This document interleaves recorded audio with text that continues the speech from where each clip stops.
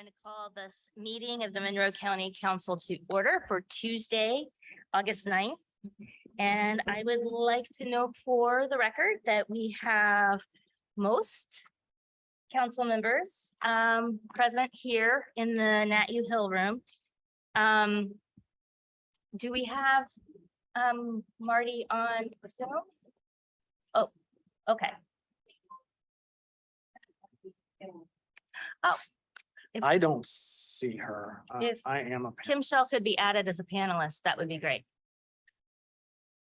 Okay, so let's, just in case she's there, we'll go ahead and do a roll call and then we'll go from there. So Counselor Munson, Here. Counselor Iverson, Here. Counselor Deckard, Here. Counselor Crossley, Here. and Counselor McKim, Here. and Counselor Hawk. Okay, so we have 6 of the 7 here. 1, 2, 3, 4, 6. Yeah, in person. Great. So time for the Pledge of Allegiance.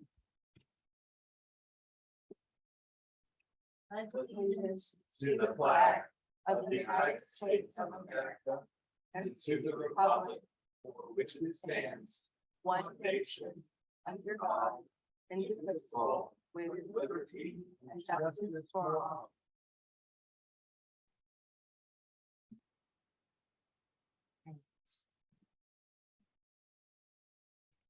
At this time, I would like to turn the floor over to our legal counsel, Molly Turner King, regarding the passing of Judge Kellums. So on July 29th, 2022, the Honorable Judge Mark R. Kellums was involved in a car accident that ended his life. Judge Kellums served as a Monroe County Circuit Judge for 38 years, and even after his retirement in 2018, he continued to serve as a senior judge on a regular basis. Beyond the bench, Judge Kellums was active in our community as a deacon at St. Charles, an adjunct professor at the IU Maurer School of Law, and he helped coordinate the prison ministries program. I am fortunate enough to have had the opportunity to have Judge Kellums both as a professor and to have practiced in front of him as a prosecutor and a public defender. His wealth of knowledge and compassion will be greatly missed and irreplaceable. At this time, I would like to ask that we take a moment of silence in his memory and to honor all the contributions he's made to our community.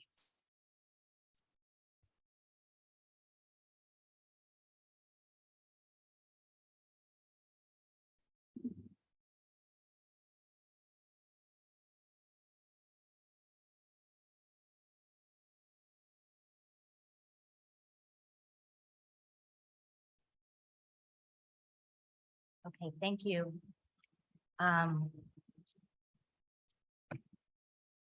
He will be definitely be missed in our community. Thank you for those words, Molly.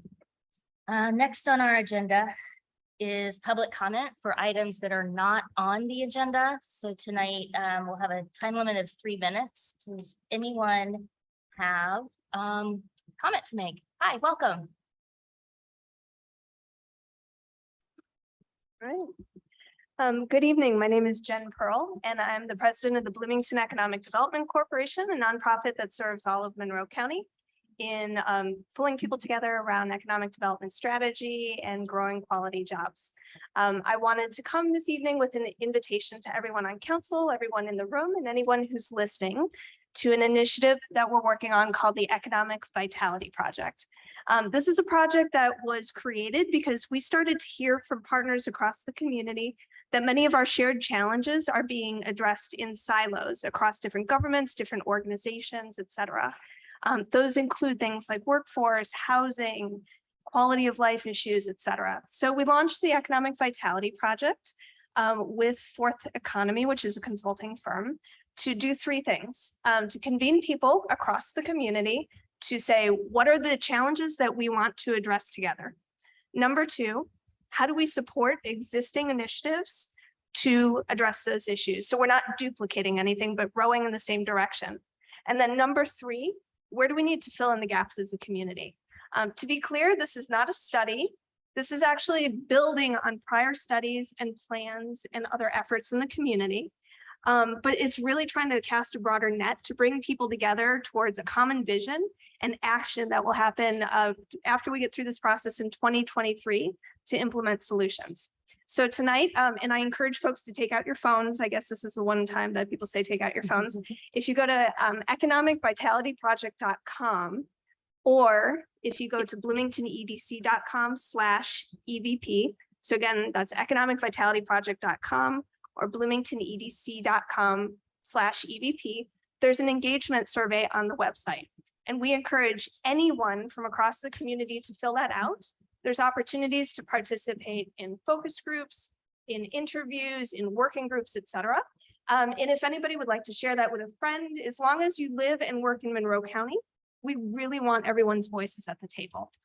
So we hope everyone will get involved. I'll be back with updates on the initiative as we move forward. And also thank you, because I know we've had a number of members of council that have been a part of this so far, as well as other parts of Monroe County government. So we're looking forward to working with you moving forward. Thank you. Thank you. Are there any other members of the public who would like to make comments? Anyone online? It looks like we do have one person online. Can we enable speaking?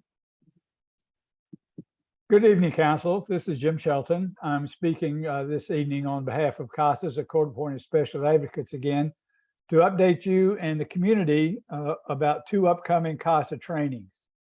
As you know, CASAs are volunteers who work with children and advocate for children whose parents are in the justice system for abusing or neglecting their children.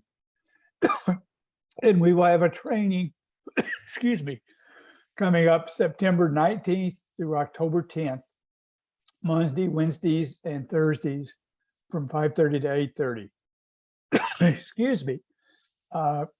You would learn all the things that you would need to learn to work a case. You would then be sworn in by Judge Galvin and Harvey and be assigned a case that you would work with one of the CASA staff. They will be in person in the CASA conference room, which is now in the Showers complex on the west side in the commercial area on the 2nd floor. We do have over 3 dozen children who right now we have no volunteer to assign to be the CASA.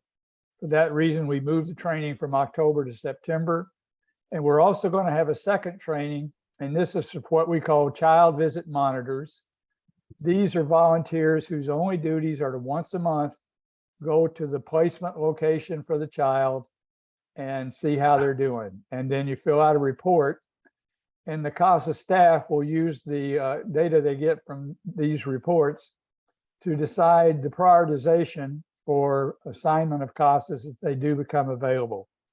This training is a total of 9 hours on 3 days. That'll be September 12th, 14th, and 15th. Again, Monday, Wednesdays, and Thursdays from 5:30 to 8:30. They will be in person. And we invite people to consider this. This is a really good opportunity for somebody who just doesn't have the time or think they don't have the time to fulfill all the responsibilities of a CASA. Again, the visit monitor only fills out a form after visiting. So no court hearings, no monitoring how the parents are doing, no looking into services and all that. You just report how the kids are doing. So invite people to think about that. For more details, you can go to monroecountycasa.org, click on the volunteer link. You'll find a frequently asked question page. You'll also find the application. And you use the same application for either type of volunteer. So we invite people to please consider that. Again, we've got over 3 dozen children that we need to get a responsible adult to help serve. Thank you for the opportunity to spread the word. Thank you, Mr. Shelton. Are there any other members of the public who would like to make comment? Okay. Seeing none, we will go to the adoption of the agenda.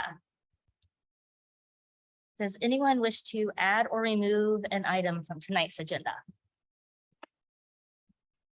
I would like to make a motion to change the agenda from line item 15 with our boards and commission appointment. If we can move that up, since we have a hearty agenda here, to after the council liaison updates. Second. Okay. I would, before we vote, like to just note for the record that Counselor Hawk is in attendance. And now that we have all members in person, I believe we can just do a voice vote. So all in favor of moving agenda item 15 to place spot number 7, say aye. Aye. All opposed? Okay, the motion passes. Any other changes, additions to the agenda? Okay. Now we have department updates. Do we have any departments that would like to make an update at this time?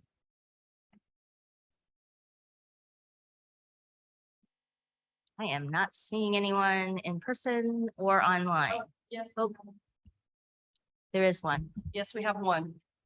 Great. Oh, Mr. Malone, great. Thank you so much. We just wanted to thank you again for the funding that was provided for the expansion of services at YSB.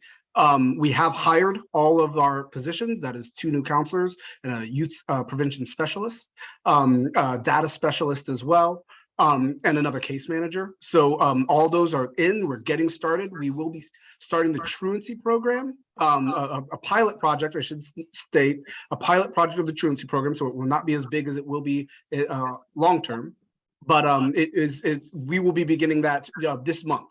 So we are really excited to be moving forward with all of those things. And we wanted to come back and mention that we are hard at work. All the offices are filled, and thank you so much for investing in the department so we could do more for the community.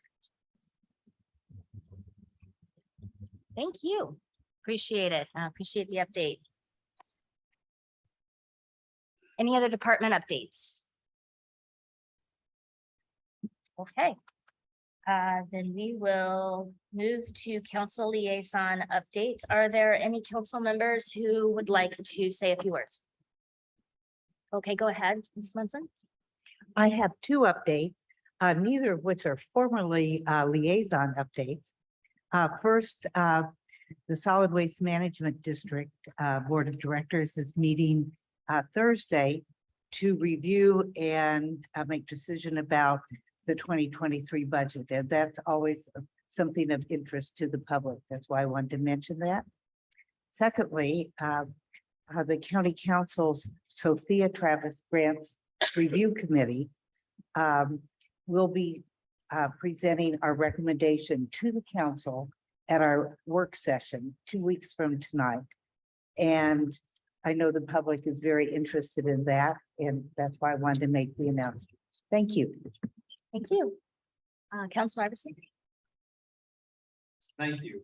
I wanted to bring some updates from our health department here at Monroe County. I wanted to remind the public that press conferences have resumed now that cases have been increasing. I also want to remind the public that there are hospital beds now in our hospital that are being taken by individuals whose primary diagnosis is COVID-19. And I want to take this opportunity to remind everyone that vaccines are free. They are available. Please go get your vaccine if you are not vaccinated. Vaccines are widely available. The second update that I want to bring from our health department is that the health department now has a page dedicated to monkeypox. I am very happy to share that vaccines are being shipped throughout the state of Indiana, and vaccines have arrived here in Monroe County. I want to just spend a little bit of time, if I may, that monkeypox is spread not through someone's sexual orientation, but it is spread through direct contact with an infectious rash, scab, or bodily fluid. It can be passed through the placenta with a pregnant person and their fetus. And it is also possible to get monkeypox from an infected animal. Let me be very clear. Monkeypox is not a gay disease. There are testing available here in Monroe County. There are vaccines available in Monroe County. So if you think you have a rash that could be monkeypox, please go see your primary care physician or other resources detailed on the Monroe County Health Department website. Thank you. Any other council liaison updates? No? Okay. Then we will move to what was item 15, boards and commissions appointment. Council. Sorry. Commissioner Thomas wants to give a department update, Okay, so if you want to go Well, go- back or. yeah, we can go back and do that. Is she online? TSD, can you please promote Commissioner Thomas?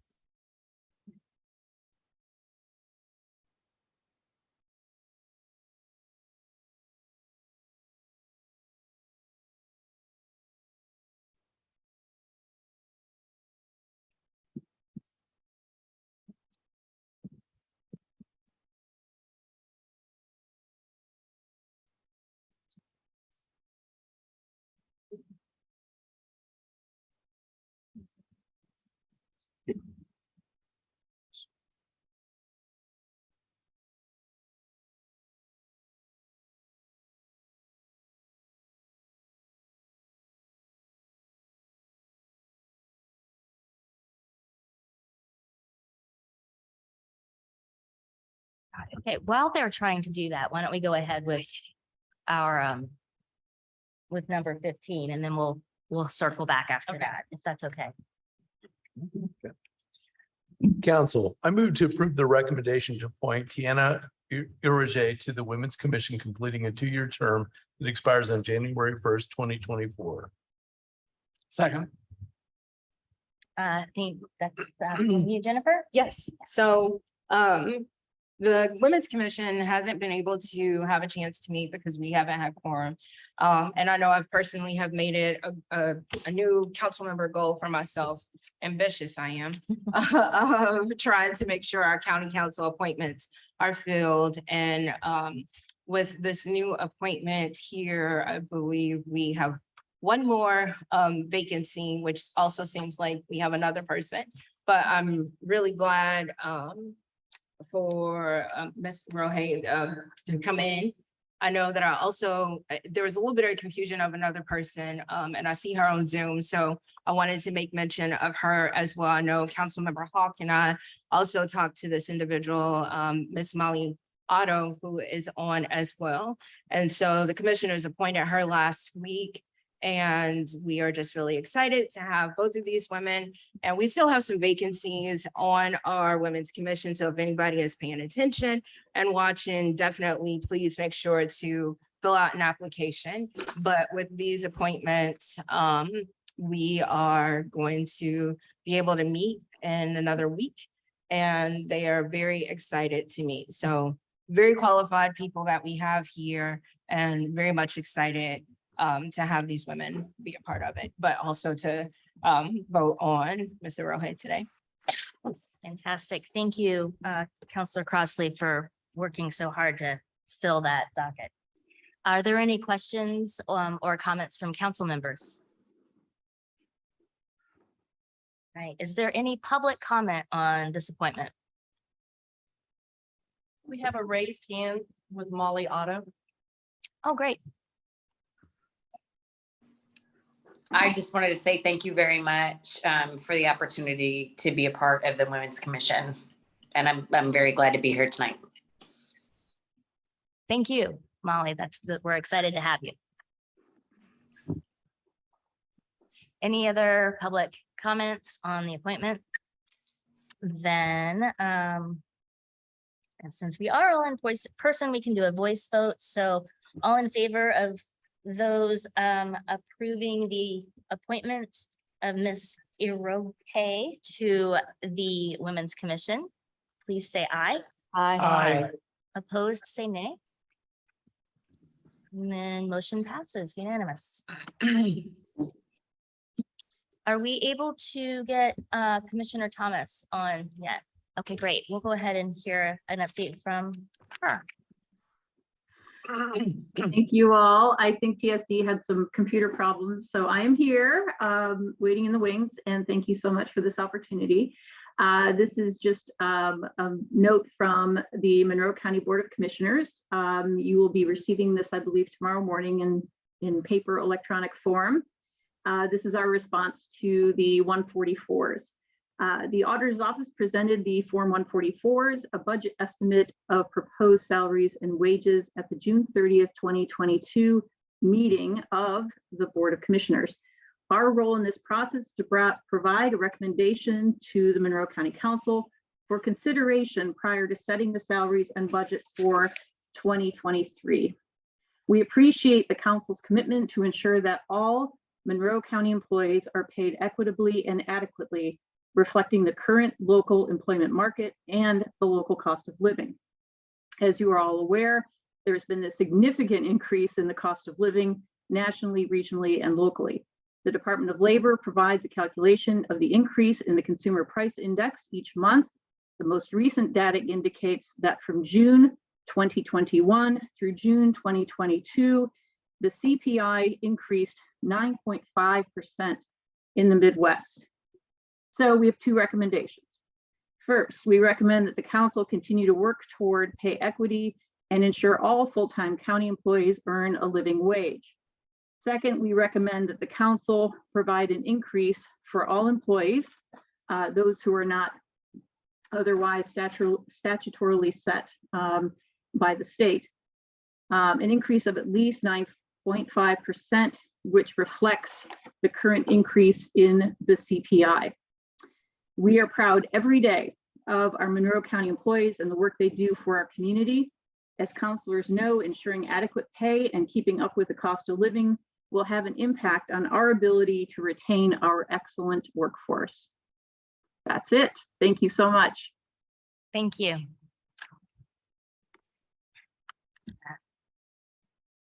Okay. We are now ready to move on to the original number 7 on our agenda, which is the fiscal body's annual review of the estimated property tax levy limits and property tax caps for non-binding entities. Every year, the county fiscal body must review these estimated property tax levy limits and circuit breakers, as they're sometimes called, and the impact for Monroe County non-binding entities. I believe Councilor McKim has been gracious enough to look things over for us and interpret them for all of us. So I'll turn it over to you. Thank you very much. I don't want to spend too much time on this, but this is something that we go through every year. Basically, the Department of Local Government Finance provides us with several documents. They provide us with documents that estimate the property tax cap circuit breaker impacts, the maximum civil levies, the maximum rates for rate controlled funds, and estimated debt service levies. And so what I just do is I take that data and I put it in a spreadsheet where we can then compare it to previous years. And so all the source data that I have is from those DLGF documents that they provided. So first we'll do the estimated tax cap impacts. So what I have here is the estimated tax cap impacts that are divided out into, or circuit breakers that are divided out into 5 categories. Civil max levy, which is basically our frozen, we call the frozen levy in the county. It's basically our operating levies. Debt funds, rate-driven funds, which is generally cumulative capital development, cumulative bridge funds, township fire, and school operations levies. And so the DLGF provided estimates on all the for all these different units in these different categories. And I've just laid them out here on a grid and then compared them against the 2022 numbers. And I don't think we really see anything terribly interesting overall. The DLGF is projecting a $312,000 increase in circuit breaker impact for all of the county put together for 2023 versus 2022. For Monroe County government alone, they're estimating we'll see about a 10% increase in the property tax in circuit breakers, which is about $46,000 extra. So that's essentially $46,000 that will have to come out of our estimated revenue, property tax revenue for the year. Now, I did find in just reviewing all these numbers, there are there are really 5 anomalies, I think. 4 of them, as far as I can tell, they're a mistake unless, in fact, all 5 of them are probably mistakes unless something has changed with the statute. But 4 of the townships, Benton, Bloomington, Van Buren, and Washington Township, all of which are now part of the Monroe Fire Protection District, now show in these DLGF documents a substantial impact in the township fire levy, which no longer even exists. And in fact, for several of these hasn't even existed for more than a year. So I'm just going to guess something got improperly coded there, but I've marked it that way. Steinsville's estimated property tax levy also, or circuit breaker impact, essentially went down to nearly zero. A 98.6% decrease, and I'm not aware of any special condition that would have led to that. So I mean, my guess is that's an error, but I have no way of knowing. So I don't think there's anything else of particular interest here. You know, a couple of the very small townships like Polk Township showed a relatively high percentage increase in their circuit breaker impact, but it's still ultimately a very low number. So I think that's all we have for circuit breaker impacts, unless anybody has any questions. I do. Okay. So I had noticed the township fire pages in there for those townships. And when we review this, we then make a recommendation that we've reviewed it and we have no changes. So what is our recommendation to DLGF? Check the numbers and make sure that all these Review your townships are math, coded Dave? correctly. Okay. Okay. All right. And remember that our minutes can serve as our recommendations. We don't actually have to have a motion. Oh, Is okay. that right? Okay. Are there any other questions for Jeff while he's on this? Okay. Okay, so that's 1 of 4. The second is the maximum levies, and those are divided out into 3 categories: the civil max levies, the fire levy, and then the school operating levy. And obviously they apply to different units. What we see is exactly what we would expect to see. The change in the civil max levies for almost all of the units and are 5%, which is the maximum levy growth quotient. And so that's exactly what we expected. The only differences that we're going to see, we see that the Benton Township and Washington Township, their fire levy, maximum levy has gone down to 0. And that's because those are now part of the Monroe Fire Protection District. We see that Richland Township has a bit of an excess levy that they appealed for and received. And so their fire levy has gone up more than the 5%. And then finally, in the schools, Richland Bean Blossom School Corporation, their school operating levy is going up 5.9% rather than the 5.0%. And I looked at the statute and it looks like there is an option for appeals for either transportation or school bus replacement. And I don't know, maybe Councilor Hawk may have watched one of their board meetings and maybe familiar with what they applied for, but that's that appears to be the only exception for the operating levy that's specific to schools. So that's really, and then of course, Monroe Fire Protection District, their max levy increase is going their max levy increase has gone up 20.7%, and that's simply because of additional territory that they're now covering. But you, So any comments or questions on that? right, you just want to make sure that people understand that doesn't mean everybody's paying into that fire district. Their taxes are going to go up that much. It's just there's more people paying into it, so the total levy will be more. That doesn't mean each individual person will be paying more. Yeah, that's important to note. Any questions on this? Okay, thank you.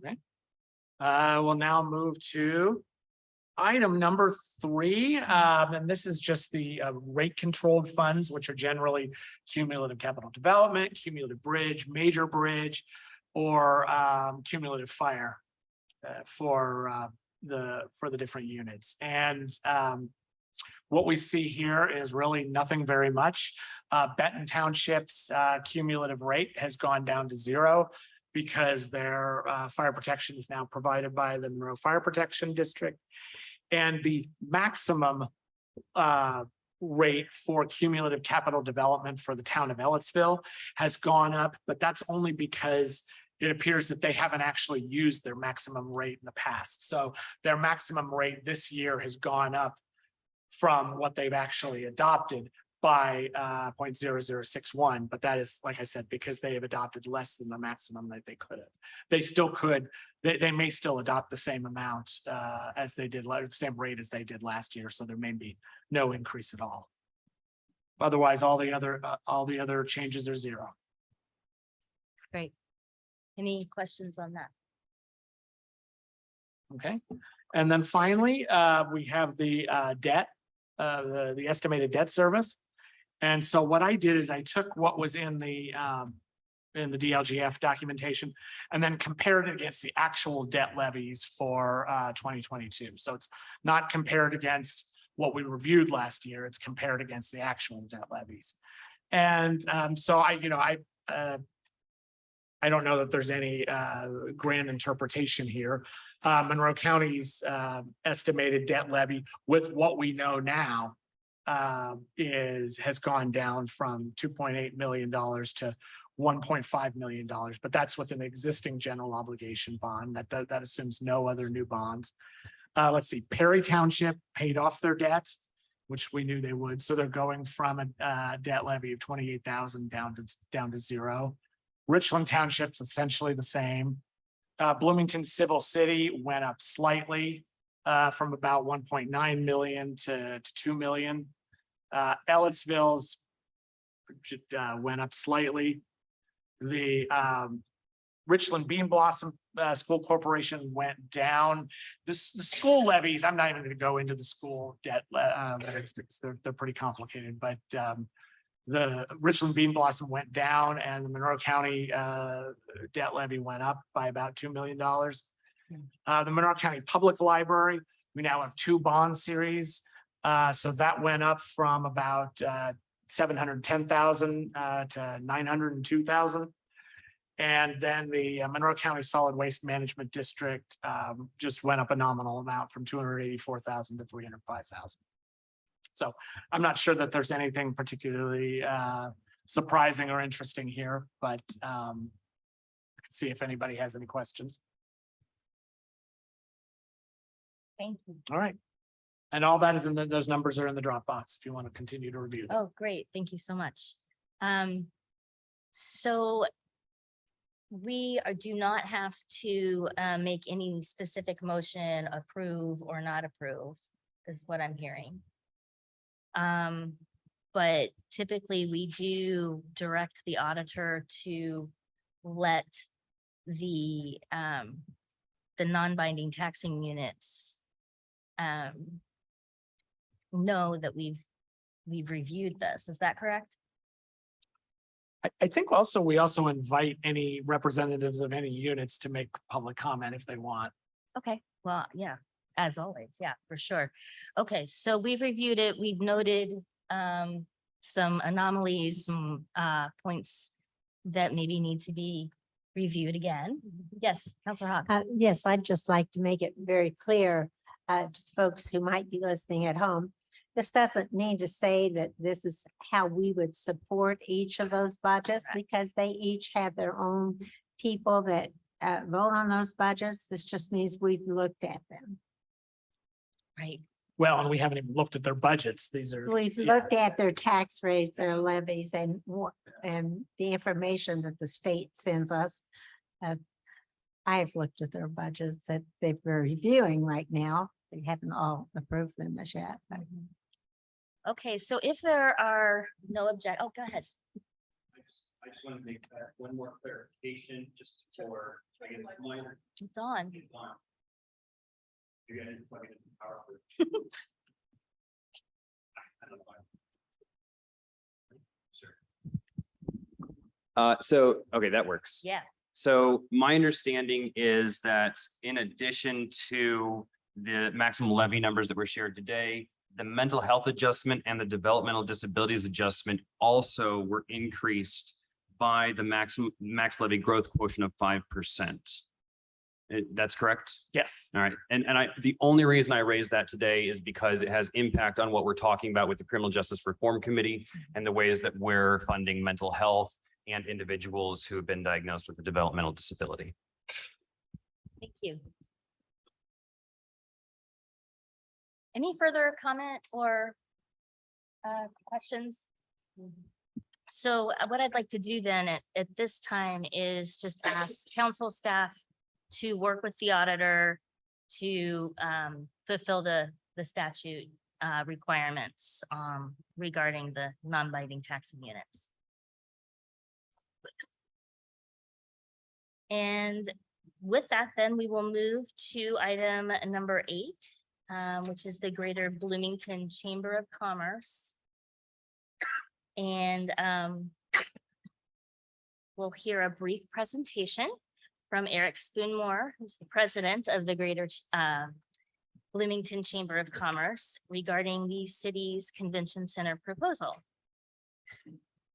We've also got Deputy Mayor Don Griffin that'll have some remarks as well too. Absolutely, yeah, we Okay. welcome Is that, welcome you both. can you guys hear me okay? Yeah. Great. All right, well, good evening, council. I'm Eric Spoonmore with the Greater Bloomington Chamber of Commerce. Deeply appreciate you allowing me the opportunity to be here tonight for a discussion on a very important priority here in the community, and that, of course, is the Convention Center expansion project. The Chamber has been a strong proponent of the expanded Convention Center project, which is supposed to be funded by the Monroe County Food and Beverage Tax, which was passed 5 years ago. Since 2018, the food and beverage tax has collected over $14 million, but sadly, there's been no progress on the expansion. Understandably, the COVID pandemic disrupted the planning and construction process, and I'm very confident that the community is now ready to focus on our future and identify a path forward for meaningful progress on the expansion plans. As you know, the county commissioners and the county council play critical roles in the convention center expansion process. The commissioners, for all intents and purposes, own the land and the convention center assets. And the county council has authority over the food and beverage tax funding mechanism. In addition, the city of Bloomington has an equally important role to play because it holds the food and beverage tax revenue that's been earmarked for the expansion of the convention center. And over the past several months, I've been having a lot of conversations about convention center expansion with our businesses and city and county officials, including you all. I can say undeniably that there's strong enthusiasm for jumpstarting this project as soon as possible. And this would include the overwhelming majority of elected officials that I've spoken with, many of which have made public statements to that effect. So just to reiterate, the chamber, our membership, and particularly a significant number of our small downtown locally owned businesses are in strong support of the expansion, and we'd like to see meaningful progress made as soon as possible. And to that end, we seek the county council's continued partnership in making this happen. And so I'm excited to share here publicly that the chamber, through our many conversations with key stakeholders, including our partners in city government, has identified a real and viable path forward for convention center expansion in a way that would be a win-win for all parties involved.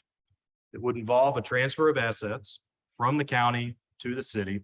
And I'm pleased to say that the city is willing to reasonably compromise the county to do this. Deputy Mayor Don Griffin will share those details with you here in a few moments. But before Mr. Griffin takes the mic, I just wanted to mention one more thing here that I think will resonate really well with a large segment of our community. And I hope our elected leaders will also appreciate this. And look, I know this project has been extraordinarily challenging, and it's hard to exactly pinpoint the underlying cause of those difficulties. But in my view, this is kind of a watershed moment here for our community. And at a time when divisions are conspicuously high, our elected leaders have a terrific opportunity to demonstrate leadership to the community and positively prove that teamwork and collaboration and partnership across city and county lines is possible, and that we can all work together as a team to achieve important shared community goals. And I know you all know that, and you all do an excellent job serving our community and often in very thankless ways. But as I mentioned earlier, this can be a win for everyone.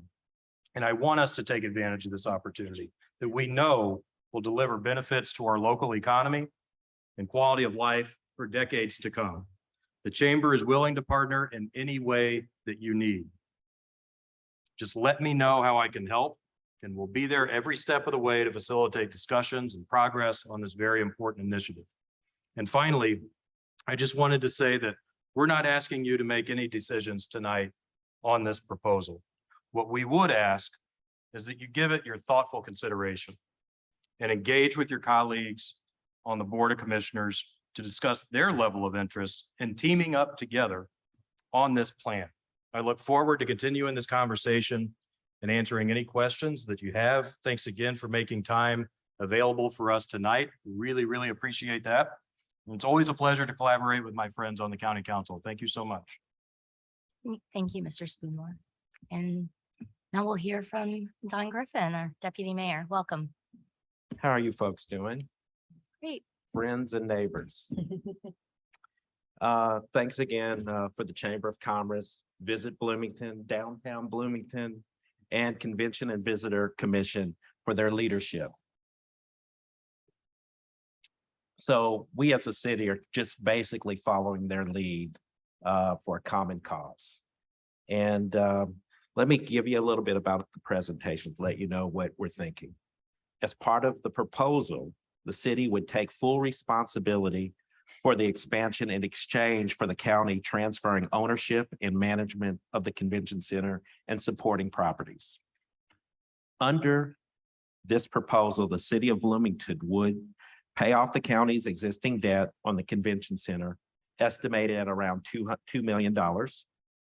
Number two, contribute to the Monroe County Health Department the opioid settlement funds received by the city, estimated to be $1.9 million over the next 18 years to support them in a more consolidated effort to address opioid addiction and recovery in Monroe County. Number three, initiate a multi-year pilot program to expand Bloomington Transit beyond city limits along the east-west corridor to provide improved access to Ivy Tech and nearby employers. The city would charge only the incremental cost of the additional services. Number four, we would assume responsibility for all operations and management of the existing and new expanded convention center.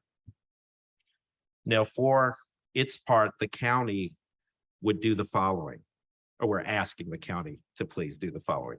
Transfer to the city all real and personal property owned by the county or building corporation comprising the current convention center and property designated for potential future convention center use. Next, support the annual transfer to the city or its designated property management entity the share of the annual innkeeper's tax received by the county currently used in maintaining and operating the convention center. Number 3, retain its share of food and beverage tax generated outside city limits for the county's own appropriate purposes. Now, the important things that we need to note is that the convention center is an important asset to the community, and I know you all know that. It's vital to the downtown and to our local and regional economy. The food and beverage tax dollars generated for the project are public funds. This is not a real estate sale, but a transfer and trade of assets. We also recognize the devastating effect of the recently passed SB 1 by the General Assembly on Hoosier women. Rather than encouraging divestment from Indiana, we should encourage investment in Bloomington, a community with forward-thinking values, creating more space to meet, utilizing our opportunity to be a beacon to other communities. DBI Visit Bloomington also estimates that during 2022, they've had a loss of economic impact of $2.3 million. They would have generated, the city would have generated $2.3 million more dollars if we had have had a larger convention center. And I want to reiterate that these are the first steps. And this is the beginning of a conversation, a discussion, and details will follow in the days and weeks ahead. And one thing that we like is we urge the county to designate a small group that can negotiate on behalf of the county. Maybe one council member, one commissioner, so we can come to an agreement and transfer property by the end of September. Now, we can either, you can ask me questions, but I also have some other folks that I'd love to come up and speak. Maybe they'll answer some of your questions. So first, we'll have Mike Campbell, and he's going to talk about the CVC and innkeeper tax. And next, Talisha, she's going to talk about DBI and marketing of the convention center. And then we'll follow that with Mike McAfee of Visit Bloomington and the marketing of convention center and lost business due to not having the expanded convention center. Is that okay? That sounds great. Thank you. Okay, thank you, guys.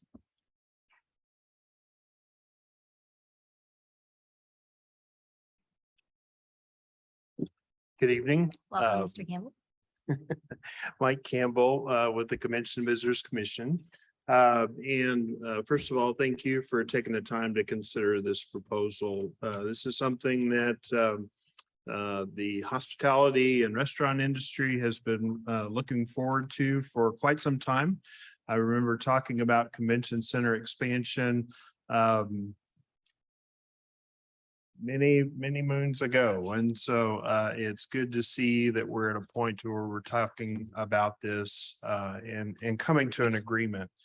The CVC is and believes that the expansion of the convention center is probably the one largest single impact that we could have for the fiscal viability of the hospitality industry. And so it is the one vehicle that falls in the window where the hospitality business, both restaurants and hotels, are at its lowest, which is through the week, and fall in line with the convention center business.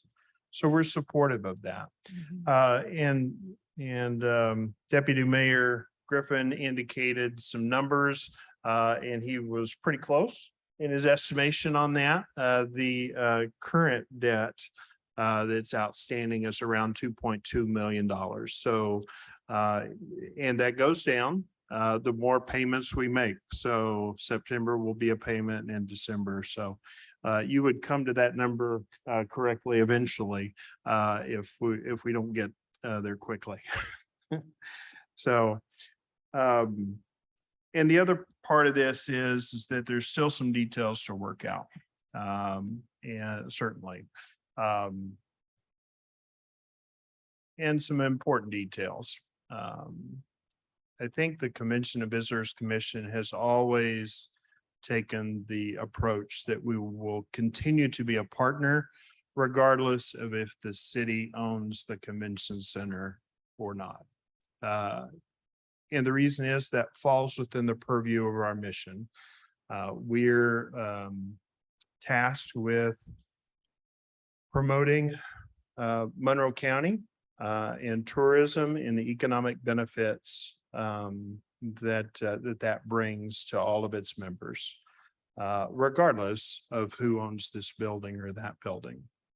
And so we'll continue to be a partner. Obviously, there's some details to work out, and we'll continue to market this community with funds collected from the innkeeper's tax.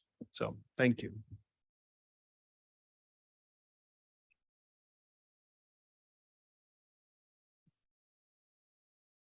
Hi, my name is Talisha Kopic with Downtown Bloomington, Inc., and we're the management company for the convention center and have been for 31 years. And just want to say we've loved working with Monroe County. You've always been very supportive through the council and the county commissioners. It's been a great partnership with the Convention and Visitors Commission, Visit Bloomington, and the city of Bloomington. They've always owned that part of the property south of the convention center. And, we've worked with them on, implementing events. And so see this as a big partnership going forward as well. Today I'm sharing that our local business and conference business is back. I know there's been some question of that. Are people going to come back and meet in person again? And the answer is yes. We've seen the group's attendance steadily grow over the year. And, our local groups need their fundraisers. They need their social events such as weddings. We just hosted an Indian wedding Friday, Saturday, and Sunday. It was a big production and beautiful. Local corporations need their meetings and associations need their educational and networking components, and they need to do business, and they're growing and they're ready to take the next step. Interesting examples of groups that have been in the building in the last couple of weeks, the Indiana Rural Water Alliance, also secretly distribution with record labels, people from Spotify and all over the country, techies, and then also the Bloomington Quilters Guild. So it's a real variety of people that come to the convention center for different needs. And on topics, just as through the pandemic, we were a vaccination clinic and a blood drive clinic. Now we're talking mental health issues. Tomorrow, a group called the Hostage Negotiators are coming in for 3 days. And so these are important events because they're that Sunday through Thursday business that there aren't a lot of economic development tools that can bring that to the community. We really are ready for that next step with the convention center expansion. Our groups are ready. Bloomington and Monroe County is a hub of education and learning, and people look to us for those topics. When recycling was a big topic, people came here to learn about recycling. It's just Bloomington is a natural draw because of the university that's here and the things that we get into. And it's a collaboration between the university of whether they're professors that come, the geographic council comes, and professors come over and they teach their topics. But we do have the ionization that was put into the convention center by the county commissioners in the COVID CARES program, which has been really helpful. We're light and airy, and we can have space to move people around. But the building is getting a little worn out, and it's been since 2010 that we've been waiting on an expansion to do improvements to that building. And so, kind of the longer time that we wait, the more that's going to have to be done. And you don't want to invest in it if we're going to do something different. So that's starting to be very awkward. And, we want to have our best foot forward and we want to present a good quality product. And just there's a lot of good memories all the way around with this building and the people that have been part of it. And I think we're just ready to take that next step. And, the tourism and hospitality industry is a natural fit for this community. It's good business that supports many of our businesses. Our small businesses and local attractions are desperate to get the south side of downtown developed into something that will help support and connect to strengthen our downtown. So with that, thank you, and look forward to working with everyone. Thank you.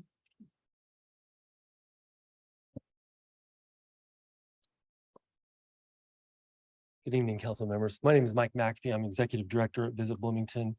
I've had the honor of working with Talisha for the last 15 years, Mike Campbell for the last 15 years. I've known several of you for that time period, and you've probably heard me use the words responsible growth in our efforts many, many times. That's what this is. This is responsible growth. We're just meeting existing demand by doing this project. I wanted to say something about Senate Bill 1 as well. Thanks to you and the city and everybody as well. We positioned ourselves to be the most open and welcoming community in this state by far. And we will continue to be that way. The groups that we are working with know that. It's one of the main reasons they want to come here, is because of that attitude, because of that welcomeness and openness. So sure, setting my personal feelings aside about that, I've got a job to do, and we will continue to do it despite that legislation. So of course, it's a big deal for this state and it's a big deal for us, but I don't think that's going to be a big detriment to our group business marketing and efforts down the line. What will be is if we continue to have this very small building that we have that groups are growing out of.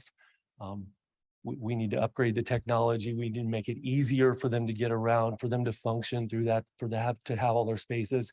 I want to say this again, we're not trying to be Indianapolis. We're not trying to beat Indianapolis. We're basically jumping up a tier. We're in the lowest tier possible. I mean, that's how small we are. We're trying to jump up a tier and be able to host groups of 300 or 400 comfortably versus 200. And it's the groups of 300 or 400 that want to come here, or maybe two of those groups at the same time, or it's the group of 300 and the chamber luncheon in the building at the same time, and being able to provide them the experience that they require. That, it's very competitive out there. This isn't a situation where we build it and open the doors and everybody's coming, but we certainly do have a lot of groups very interested in wanting us to have this space, and we'll do our jobs and get them there. I've got two group sales reps right now, a sports person and a convention person. They're in Detroit at a Connect conference. The conference, the convention sales manager, he has 47 appointments this week, meeting with event planners. These are people who've indicated they want to know more about the possibility of coming to Bloomington and Monroe County. Now, again, I think Don had mentioned lost business. We track that very closely, but we're not calling on groups that are too big to come here. We do hear from some of them every once in a while, or by chance, we may meet with one that we didn't know was that big. So I've got 10 on a list this year that have shown interest in coming to Bloomington. It would have been about $2 million in economic impact. That's what he's referring to. It's not like we even turned that business down. We just didn't even talk to them any further because we knew we couldn't service them either with dates or obviously with the space that we have. We're up against that all the time. It's 10 to 20 of those a year, just organically, because again, we're lean and mean. We don't spend our time recruiting groups that can't fit here. We don't even go after groups that want to meet on weekends in the fall because of football. There's just no place for them to go. Wouldn't it be great if we could have a group of Indiana chiropractors here on a fall weekend and they could go to an IU football game? That's really, we haven't even been able to sell that. That'd be great down the line. Just real quickly, again, thank you for your time. Thank you, everybody, for your time. Monroe County lodging revenue is up 58% this year over 2021. We're up 22% over 2019. I'm sure you probably saw Indianapolis talking about how much their tourism is up this year compared to last year. And obviously 2019 is the benchmark. But we're pacing 22% ahead of that. One of Visit Bloomington's key performance indicators is our digital traffic. We're up 30 to 40%, depending on which category I'm looking at, over 21, 10 to 15% over 2019. We've got 28 convention and conference leads generated year to date. We normally do about 30 in a year. We've already done 28. And like I said, he's meeting with 47 people this week. So he'll bring a few home. We only count a lead as something that we could potentially host. He could get 20 leads a week if he wanted to, but these are real possibilities of things we can host. And I'm not going to shy away from this lack of labor force and continued rising costs of doing business are a challenge we still face coming out of the pandemic, and a lot of work to do, but our industry is rebounding well. And things are going well, and we look forward to this opportunity. I again urge you to, and I urge the county and the city to figure out a partnership and work together to make this happen, because it's really important for our future. Thank you.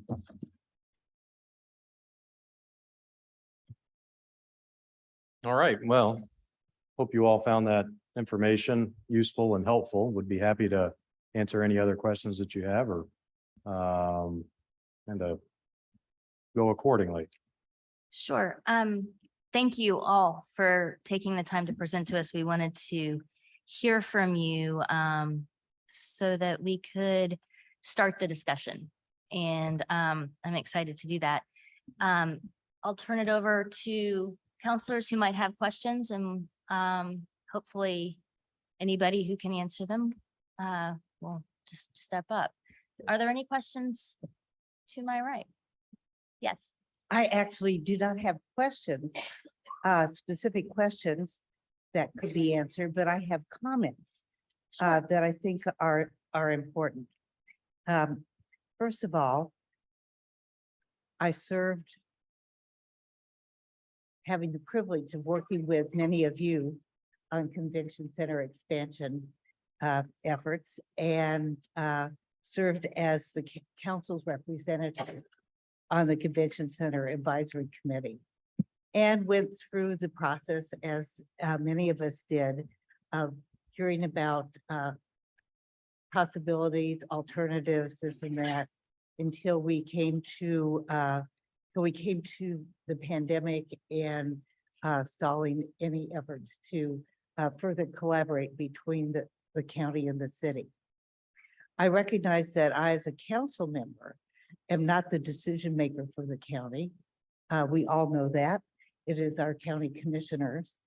And so we are limited in what we can decide upon, but we are not limited in what we can ask questions about and what we can be concerned about. And we all have constituents that we hear from. I hear from many who are very interested in expanding the convention center. I do hear from a few who still have no interest in this. But for the many that do, I want to share some comments. First, I serve as the council's representative on the Food and Beverage Tax Advisory Commission, along with County Commissioner Thomas, member of the City Council and the mayor, and three representatives of restaurants, and it can also be hotels, but tourism-related businesses. And I can report to you all that the food and beverage tax monthly returns are higher than they ever have been. This is a substantial and dependable source of revenue for expanding the convention center, if that is the decision to be made. Second, I want to point out about this revenue, the city has its share, which they have committed to the convention center expansion. the county has its much smaller share, roughly 10%. That it can direct to its projects related to tourism. And I am concerned that we may lose the food and beverage tax by having it sunsetted by the General Assembly. I think we all might remember that this was an item of discussion, serious discussion in the last legislature. Our representatives for Monroe County were able to quash this last year. I don't know what is going to happen last year, but I think we need to be able to show the state legislature that we have progress moving forward. I don't know if it's going to be September progress, but I think we have to be able to demonstrate progress in order to retain this. And for county government, we have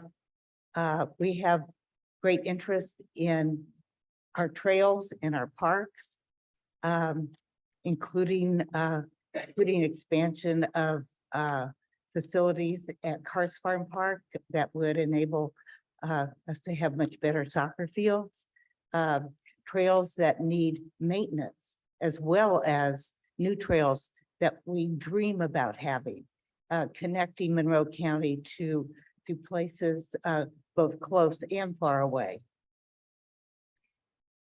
I would hate to lose the source of revenue that we have available through the food and beverage tax. But I want the city to know that they should not offer to the county the opportunity of retaining the county's share of the food and beverage tax. That is not a decision of the city. That is something that is included in the ordinance that this body passed. And it is something that is not going to be changed by the city or by the county, but perhaps by the state legislature. Second, I have two concerns that I hope can be, more information can be provided to the public and to the council, as well as to the commissioners. First, what specific properties are under consideration that the county has acquired for convention-related business? And what sort of commitments were made, legal commitments were made when these were purchased? I think we have to know these specifics. Second, I'm concerned about the offer of $1.9 million over 18 years from the city's share of the opioid settlement, and as something that would come to our health department. Certainly we have funds that the county has received for opioid settlements, but we are just beginning to pull information together about what this means, what our obligations are, what possibilities this opens for us. And I'm not sure that offer is really something that we would be prepared to take on. That is something that will take close coordination with the health department and the commissioners.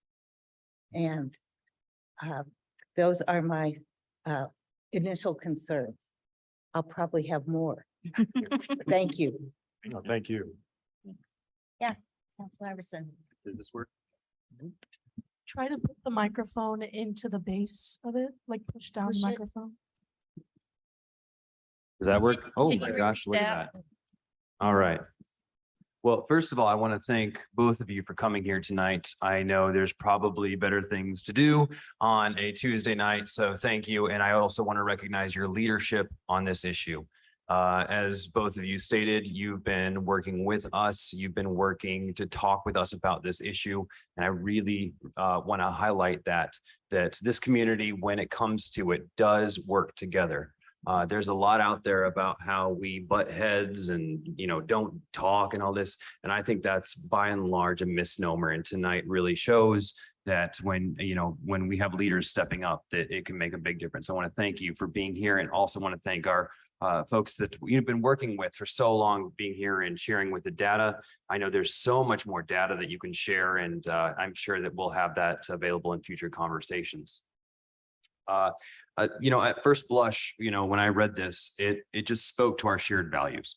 And I think that's really important. I think, as you read this, we know that tourism is important to our community.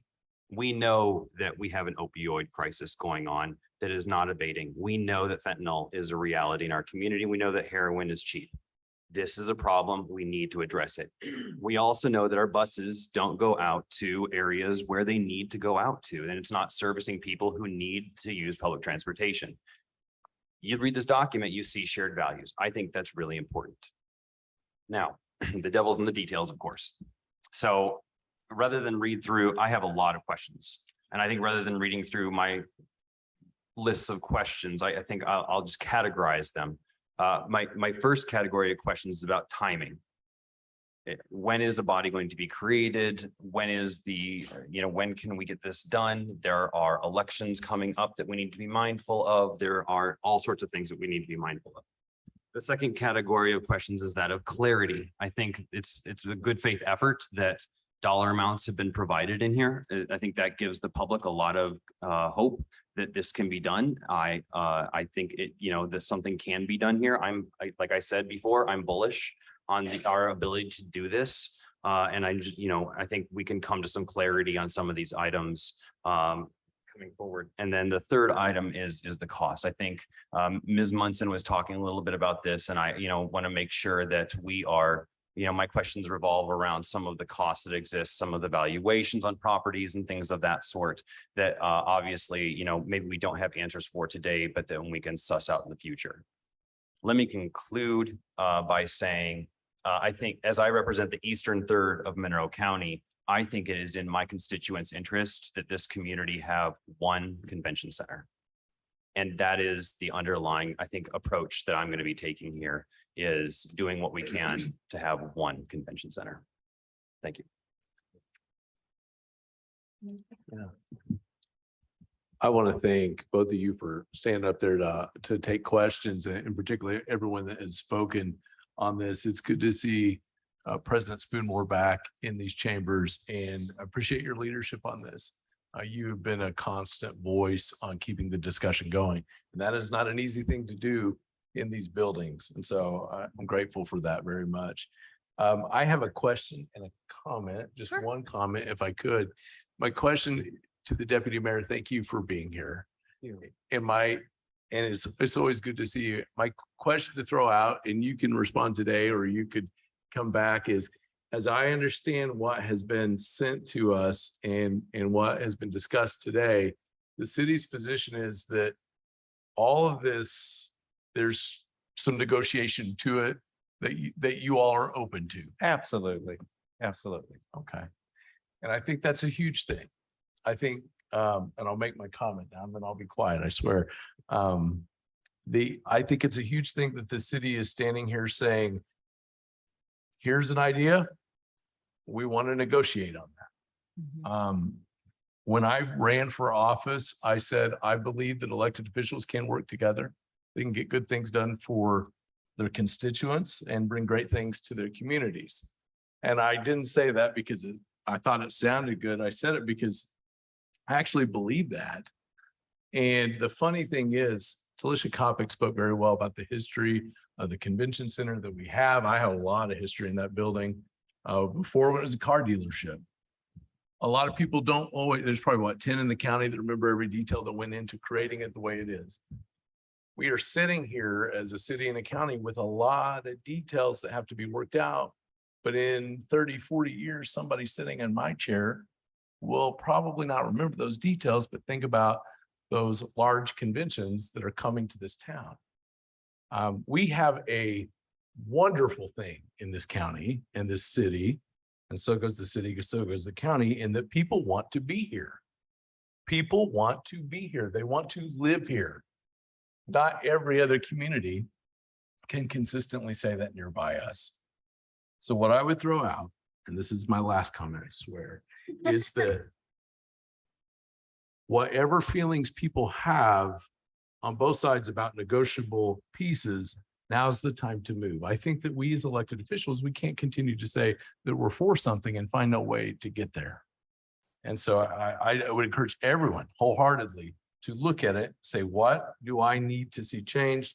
How does that move forward? The second thing I'd say is, if there's something that somebody is not for, just be direct and clear about that. And communicate it openly and honestly and say, I don't believe in that. Now, I will say this, long before some of us were on this council, we adopted a tax from this community to pay for this. And when you do that, you have to move quick. And Cheryl Munson is not psychic, but very smart in saying that they will sunset that. If you look at what the General Assembly did to the women of this state, what they will do to this will be like them running to get a pop on their lunch break. So we got to move, folks. We got to move. We don't have the convenience of sitting and indulging our delay or whatever you want to call it. So that's my comment. Thank you very much. And thanks again for being here. And just real quick, and thanks for that comment, Mr. Deckard. When Mr. Griffin talked about the timeline at the end of September, I don't think it was because the city is just, in a big rush to do this. We're kind of racing against the clock with the General Assembly, because we fully expect this legislation to come back in the State House. I don't think we're going to get lucky enough to dodge that bullet a second year in a row. And as you guys know, the bond process can take months when you're working with the financial institutions and the bankers and the attorneys that have to get all of that paperwork put together. It's a lengthy process. And so that's, I think, Thank you. was the genesis of that, Absolutely. of that timeline. We're hearing rumblings, so. Well, just to know, and I'll say this, and again, former chief of staff for one of the legislative caucuses in Indianapolis, the legislators will file and draft their bills, literally. They're barely home. Those are down at LSA as we speak. They're doing that. They'll do it through December and then they start. So it is what it is. You say it well. I'll turn to my left. Are there questions or comments? Down here. I'm going to start work this way, if that's okay, with Councilor Hawk. Okay. For those who was here when this food and beverage tax was put in place, one of the last comments and questions that I had of the people in the audience and of our legal department was just what will happen if we collect all this money and all this money is being taken from the people and sitting there and nothing happens. Are we going to have a sunset on this? Are we going to say, you have so many years to get this moving and read the minutes of that? Because looks to me like this actually happened what my concern was. We're going to take the money or not going to move forward. And sometimes I think people need to have that feeling of, we have to get this done now. We have to, this is our deadline date.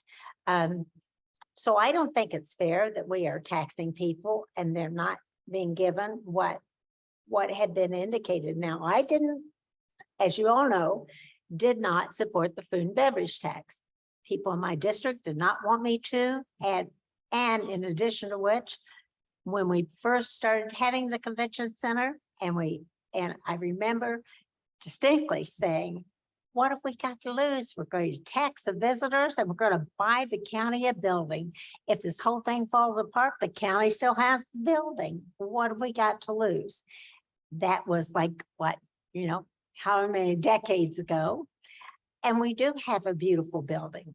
We need to take care of it. So whether or not we move forward is really going to be not up to this body, though we will have a big part to play in it. But I don't want us or anybody else spinning a lot of wheels until our commissioners step up and say whether or not they want to do this, because that's the first step. I've asked for a flow chart from our legal department. I asked it of Jeff Cockrell because he's the one who'd been working with this. And I haven't had it presented to me, so I'm assuming we don't have it, but I asked for this flow chart. Here's what has to happen legally in each step and what body has to agree to it. Because we know that the enabling legislation that even allowed us to have the innkeeper's tax to begin with has it set up exactly that the county is responsible for the appointments and we're responsible for voting on the budgets. And it doesn't say we can, just turn that over to someone else. That the legislation says it will be the county. The same thing with the food and beverage tax. Enabling legislation says who has the authority to put the tax in place. And it also says how that food and beverage tax commission is going to be put together and the appointments for that. We can't just make it up and say it will be something else. So that's going to be all kinds of legal questions. And I don't think we should be busy playing the lawyers because people get paid a lot of money to give us the answers. And so I think that we need to make sure first step, are the commissioners going to be interested?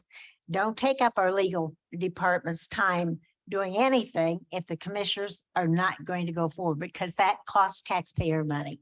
If commissioners want to at least explore going forward, let's get those legal questions answered so that we can decide what it is our role will be. But one of the things that when we first adopted the food and beverage tax, and I questioned what would happen if this didn't move forward. Part of the way that we worked around that was, well, what if we had the Food and Beverage Tax Commission present to this council every year, Cheryl knows what I'm going to say, a report that says, this is what they're doing. This is what they've accomplished. Where is this report? It doesn't make me feel real comfortable to feel like we can trust what's going forward when already the agreement has not been agreed to and come together. Where is our report? We're supposed to get it at the beginning of the year. We didn't get it. Just FYI. I'm done. Councilman Kim. Thank you. Yeah, I'm not gonna, I want to thank Mr. Spoonmore and the chamber. Is my microphone not really working? It's not as loud. It was working in the past. Okay. So I want to thank Mr. Spoonmore and the chamber for taking the initiative to jumpstart this process. It was great to hear from the deputy mayor, from Ms. Kopic, Mr. Campbell, from Mr. McAfee. It probably comes as no surprise that I support convention center expansion. I'm one of the 2 remaining counselors who voted for the food and beverage tax, and hi, Cheryl. And I do it again, but we do need to move forward, and we need to move forward now. This proposal is a good start to a real path forward, and I hope that the Board of Commissioners, who of course do have to take the lead on this, as Councilor Hawk pointed out, on any asset transfer, give it a serious consideration and a serious response. I did have a couple of questions and also a concern. I guess the first question, I guess, is more specific to the proposal that was laid out here, and that's related to the debt and the innkeeper's tax. So is the city proposing to pay the debt from outside funding sources? Yes. Yes. And so then would the city then be asking for the innkeeper's tax that's currently servicing that debt? Or could that innkeeper's tax be then used by the county for other purposes within the terms of the statute? We're willing to negotiate. We need to talk it through. Okay, thank you. Yeah, and I guess maybe my other concern is really more about what specific roles the council would have. And so I think if as Councilor Hawk asked for some kind of a flow chart, that would probably resolve that. Of course, we do have to appropriate the innkeeper's tax. And, on one hand, I could see, that this would require some kind of a larger agreement. But on the other hand, we already appropriate the innkeeper's tax to a third-party organization that then takes care of the convention center. I guess I'm not sure that I even see this as a legal change. We would continue to appropriate the innkeeper's tax annually to support the convention center. So I'm not sure if I'm right there, but that's at least kind of the way that I see it. And then also, apparently Mr. Campbell may have, I tend to agree with you. Yeah. Sorry about that. I do tend to agree with you, Mr. McKim. We already contract the CVC contracts with Visit Bloomington and with DBI to contract services and with an entity that's set up such as a management company for managing the facility, we could certainly do similarly, and I don't think would be inappropriate or out of the norm. I think that makes sense. okay, thank you. Yeah, I'm not seeing that as really a change from what we're already doing. And then would the county have to, or the council, I'm sorry, have to vote on the actual asset transfer? Yes. And that's because it has a value of more than $1,000? Is that, because I know there's some question about whether that statute applies for nonprofits. I think the council would have to vote on the transfer because it's over $1,000. Okay, thanks. And then my concern, and I don't want an answer to this now, it's just my general concern is related to the scope of the land. So over time, I think the county through the innkeeper's taxes acquired a lot of land, not all of which will be used probably for the convention center expansion. You know, in particular, it seemed like at one point, the logical direction for the expansion was south. But now it appears that there's a lot of interest in going north and east. But yet, you know, to better tie in with downtown. And I like that myself, but it's also, you know, in the meantime, we've tied up a lot of land on all sides. And I guess I'm a little bit concerned about transferring that much land, particularly if some of that land's unlikely to be used for convention center expansion. And might have a better and higher use for the community. So like I said, I don't necessarily want an answer. It's just, that's kind of the broader concern that I have about the proposal. I think that's all I have for the moment. Thank you. So.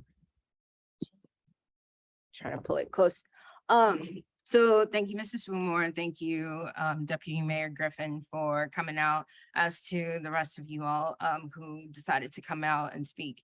I think I'm telling on myself here.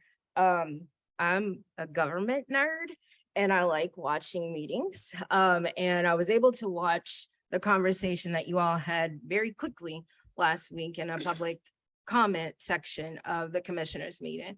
And that's a conversation that has to have long and detailed, we just need to have a longer discussion. So I appreciate this conversation that we are having tonight.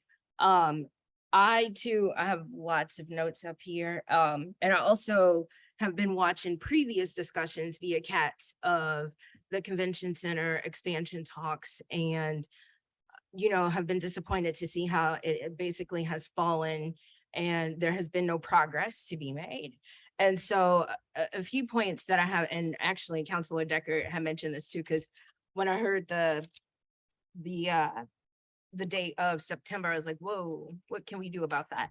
But I understand that, you know, that's something in negotiation talks is, you know, trying to hold feet to the fire so that we can get this project underway. So that is one aspect of it. My other aspect is, somebody had mentioned earlier with SB1 and how government or different groups have been saying that they're going to pull out of Indiana because of what our state legislators have decided to do, unbeknownst to a lot of things. And that's a whole nother subject there.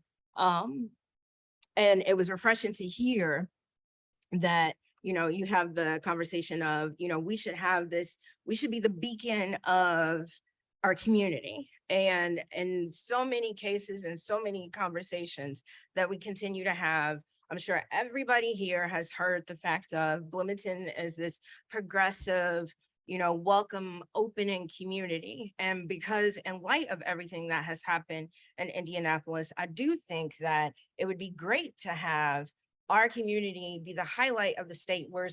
We tout ourselves on so many good things in the county and in the city. And it would be really great to use this as a moment in which we can say, here's another thing that we can add to the list that comes with Bloomington and in Monroe County. And notice that I said Bloomington and Monroe County, because I truly feel that this should be something in which we can all truly come together to work on this.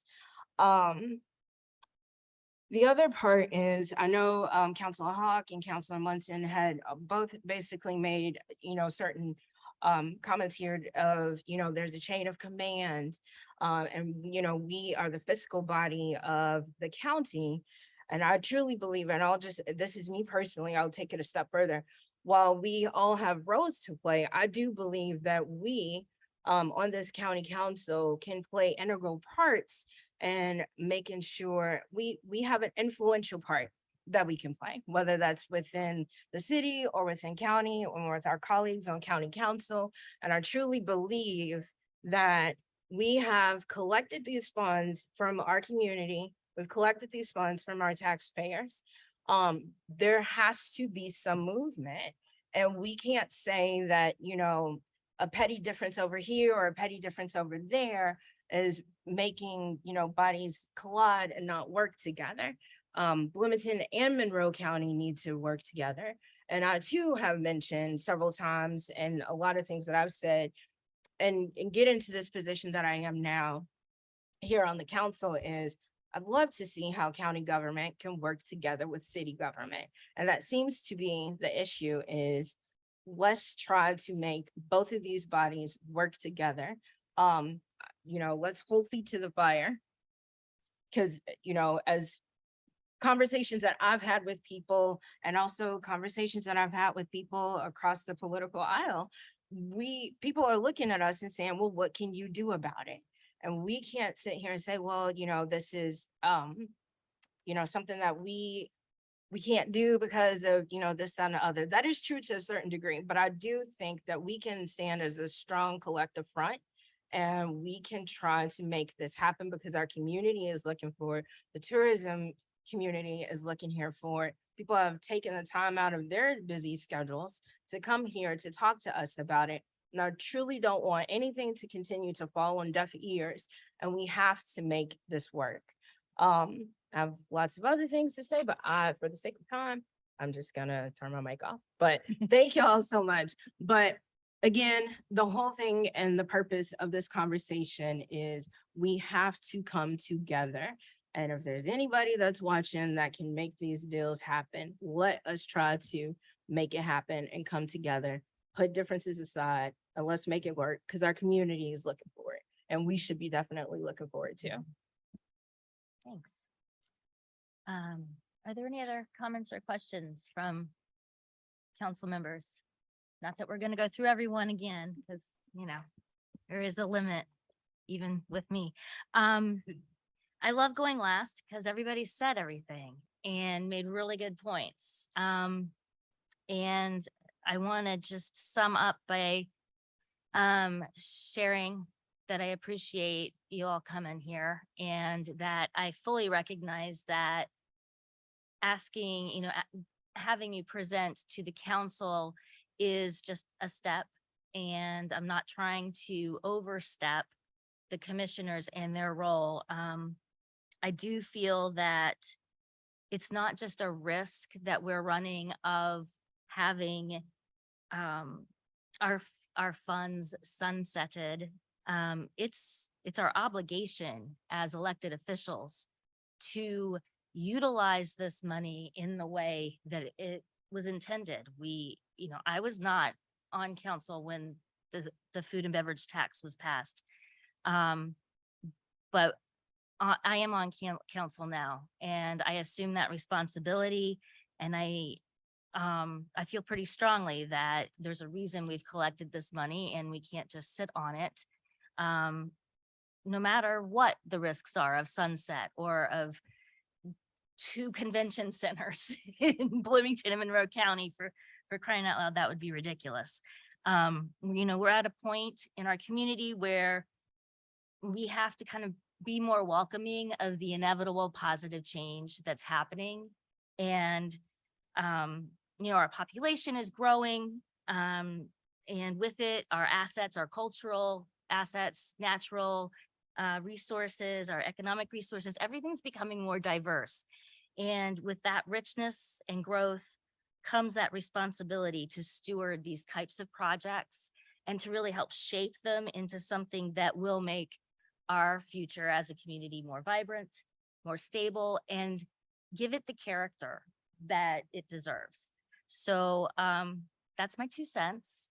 I'm really excited and appreciative that you've brought this forward, and I will continue to strongly encourage the commissioners to take the next step and work with you all on this. Well, Thanks. thank you so much. I've truly enjoyed and appreciated the discussion here tonight, and thank you all for your leadership to Monroe County. Thank you for your time. Appreciate it. Have a good evening. Okay. Our next item is from the legal department.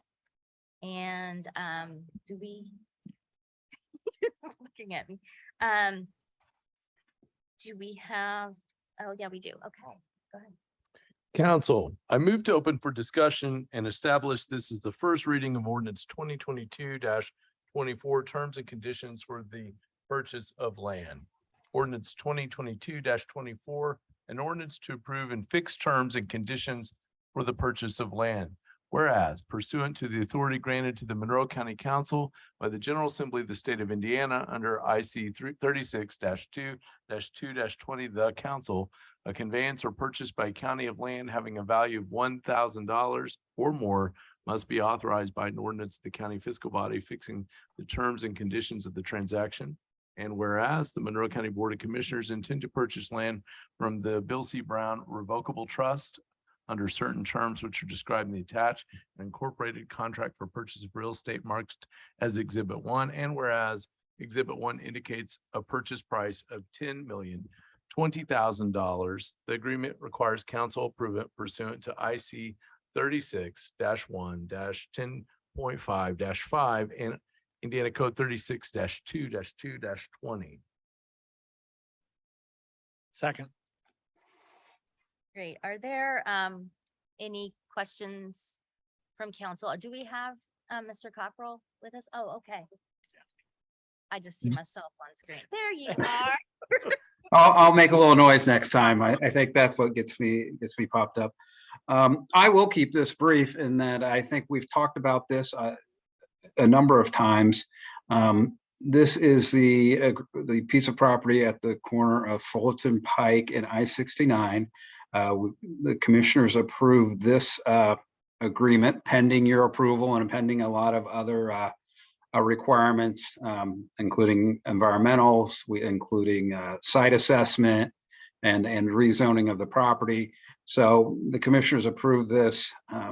I think it was last week. It seems longer than that, but I think it was just last week. And so we are trying to move forward with this project. This is a first reading. We'll have it back at a future day.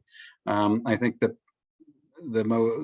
people are most interested in, one, the price, the $10,020,000, which is the amount. We've had one appraisal done of the property, which is that amount. But if you see the language, it says not more than that or the average of 2 appraisals. So if it's whichever is lower, so if the average of 2 is lower, that number gets moved down.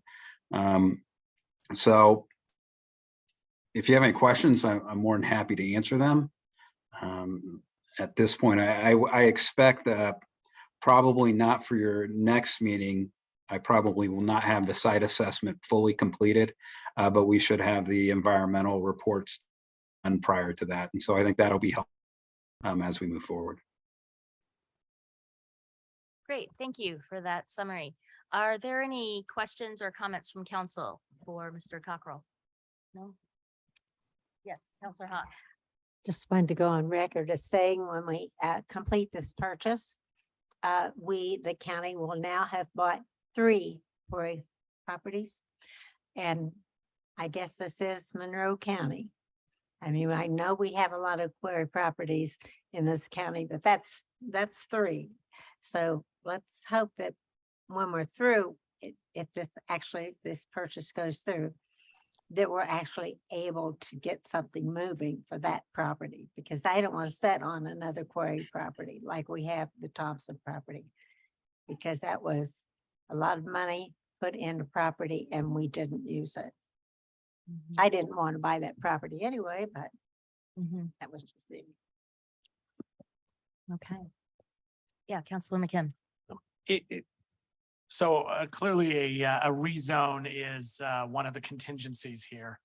What are the next steps, I guess, in the rezone? What has already been done, if anything, and what are the next steps? The next major step is that this has been submitted, an application has been submitted for this to be heard at the September City Plan Commission meeting. And so that's kind of the next major hurdle. Clearly between now and then, we'll be working with the city planning to answer their questions.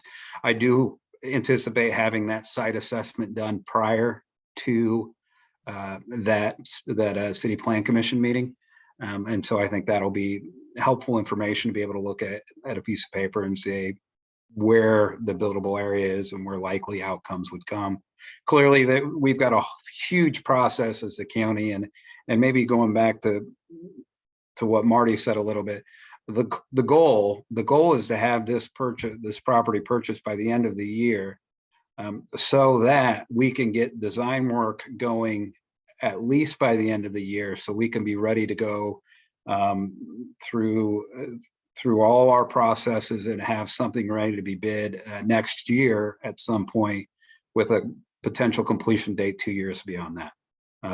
That's the goal. And I'm going to say that at these meetings where I know I'm being recorded, it's going to be in the minutes. So we can always be reminded of that when we look past meetings, what our goal is, and hopefully we'll be able to achieve that. Thank you. Sure, go ahead. I have another question about the location. Mr. Cockrell, is that in the TIF district? Well, it would have been, except that area was annexed by the city after that TIF district was formed, and since there was no debt, that kind of fades the TIF off that property. If an area gets annexed in a TIF district that does not have any debt, then that TIF designation is removed from that property.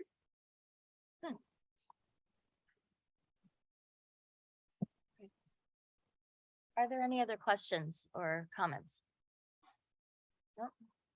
Okay, well, thank you. We look forward to hearing more information about this at our work session. Great.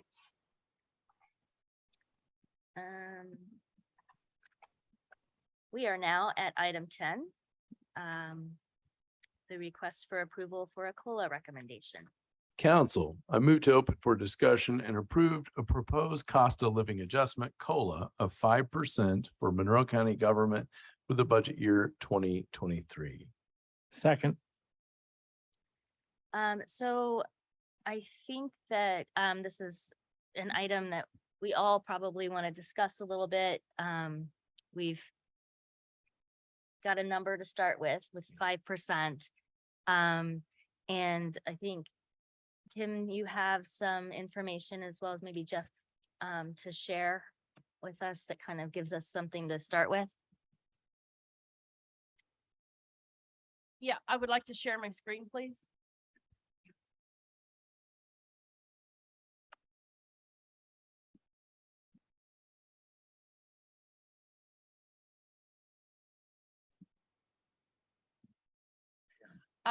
I was asked to do a fiscal impact report with regards to a 5% increase. And I provided that information here. What I used was the 2020 approved salaries that in the budget, the 2022 budget, and approved salaries. And then I just took those totals and then did a 5%. And at a 5% fiscal impact would be $1,467,500. I also went ahead and did a 6% as well as the 7.5, because the 7.5 is what we would have used for our CPI, because we normally use the December CPI to gauge us on what our COLA is going to be. So that just kind of gives you a reference as to what those numbers are and what they would look like. So And that's all I have for that part.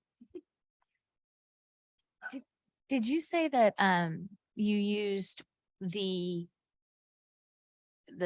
approved budget from 2022, but nothing that's been added since? It's not, Correct. okay, Yeah. that's what I thought. Thank you. Because, you know, you guys, approved in December Right, to raise the electeds' salaries. right.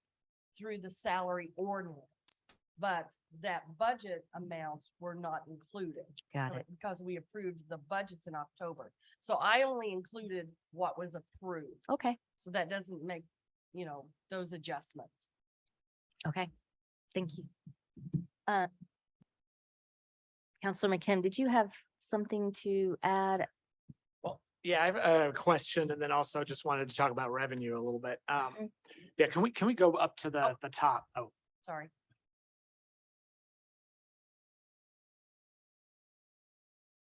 I just want to look mainly at the general fund just because that's gonna have the biggest impact. Okay, so it looks like we're talking, it's and just to clarify, this is only the impact of the COLA alone. This does not count any net step increases or anything. Correct. Only the COLA, no step increases, no adjustments that have been made or additionals that have been asked for. And I Just know the COLA. step increases, you know, that can always go in either direction. You have some people that are moving up the line and other people who are starting at the beginning. And so that could go up or down. Correct. That's not necessarily. And new positions that we might be creating wouldn't be, right? Okay, so, so we're talking about basically $1 million impact in the general fund of the 5%, and then what does that come out to? $1.5 million of at 7.5%. So, okay, Yep. that makes sense. So just to look at revenue, I'm gonna share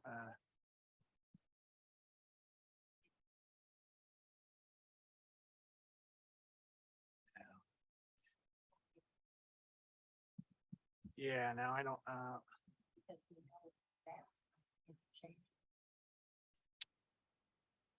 Counselor, do you want to use your mic so that everybody can hear what you're saying?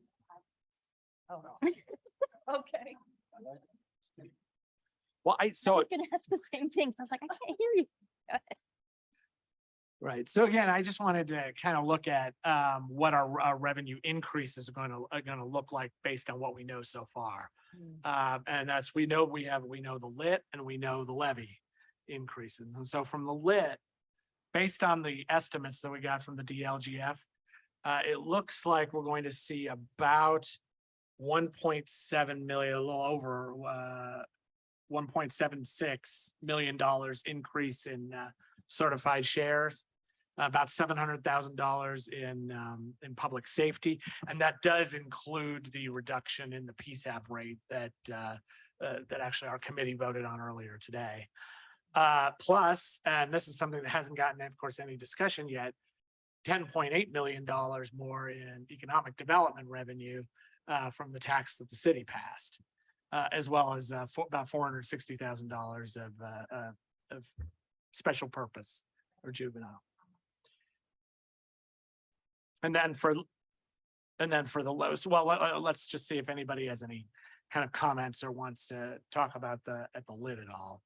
But yeah, so basically we're talking about in lit alone, in certified shares, which goes into the general fund, we'd be talking about approximately 1.7, a little over $1.7 million increase from 2022.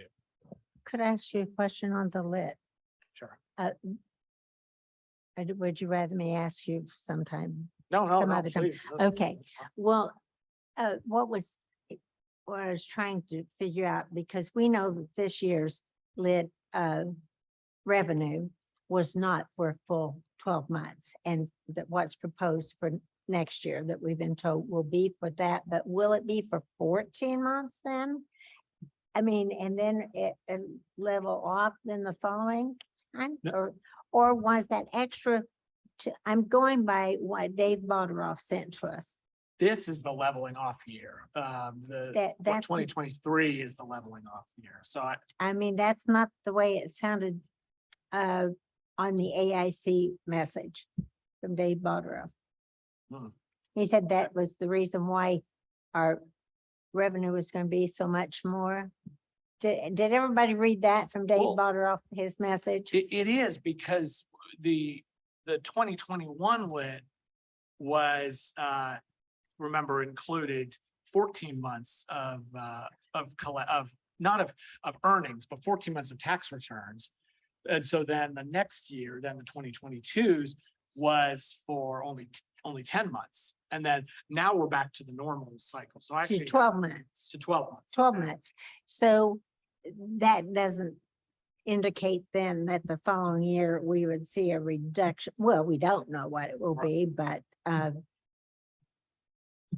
yeah, because I'm just going by what his response was on what he sent to us. Yeah, so yeah, we're seeing the rebound from the short year this year. Yeah, so I actually put together a little chart that shows for each year's worth of lit, when the money was earned, when the tax returns were collected, and then when the money is paid out. And so you can kind of see that for the 2021 lit, which is in orange, we had from July through all the way through to September of tax returns. So that's 14 months of tax returns. Then the next year, which we're now earning the proceeds of this year in 2022, the tax returns were just from September through July. So there were 10 months of tax returns. And so now everything's back to normal. So we should be this year. Right. This year's the short year. 2023 is the normal, is normal.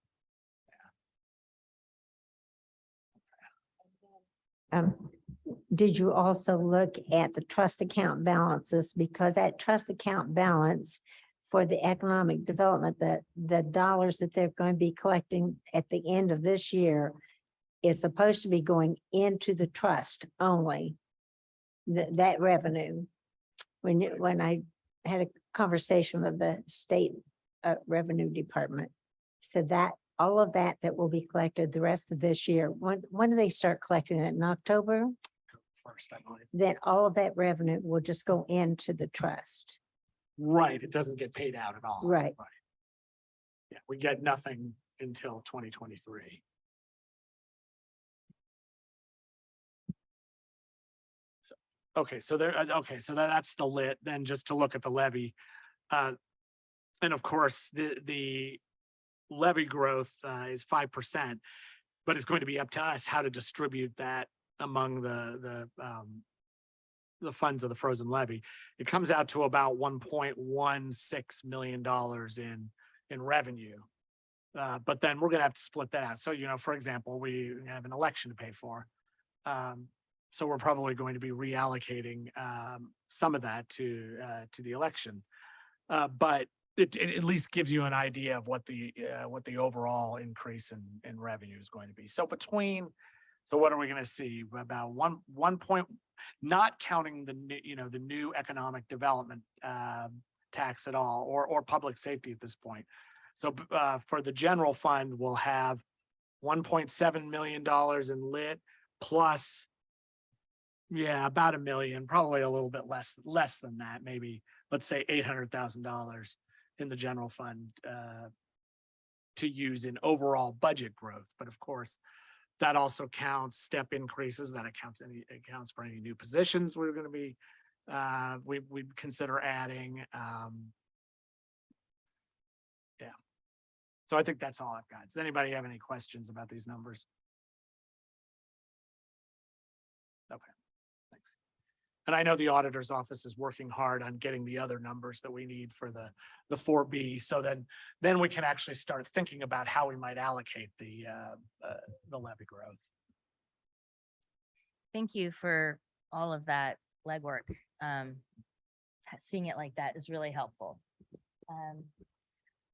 So in order for us to support our departments who are trying to put their budgets together right now, or finish up putting their budgets together, it would be very helpful if we could give them a number. And I feel that these estimates give us something to think about and work with. I believe the motion is for 5%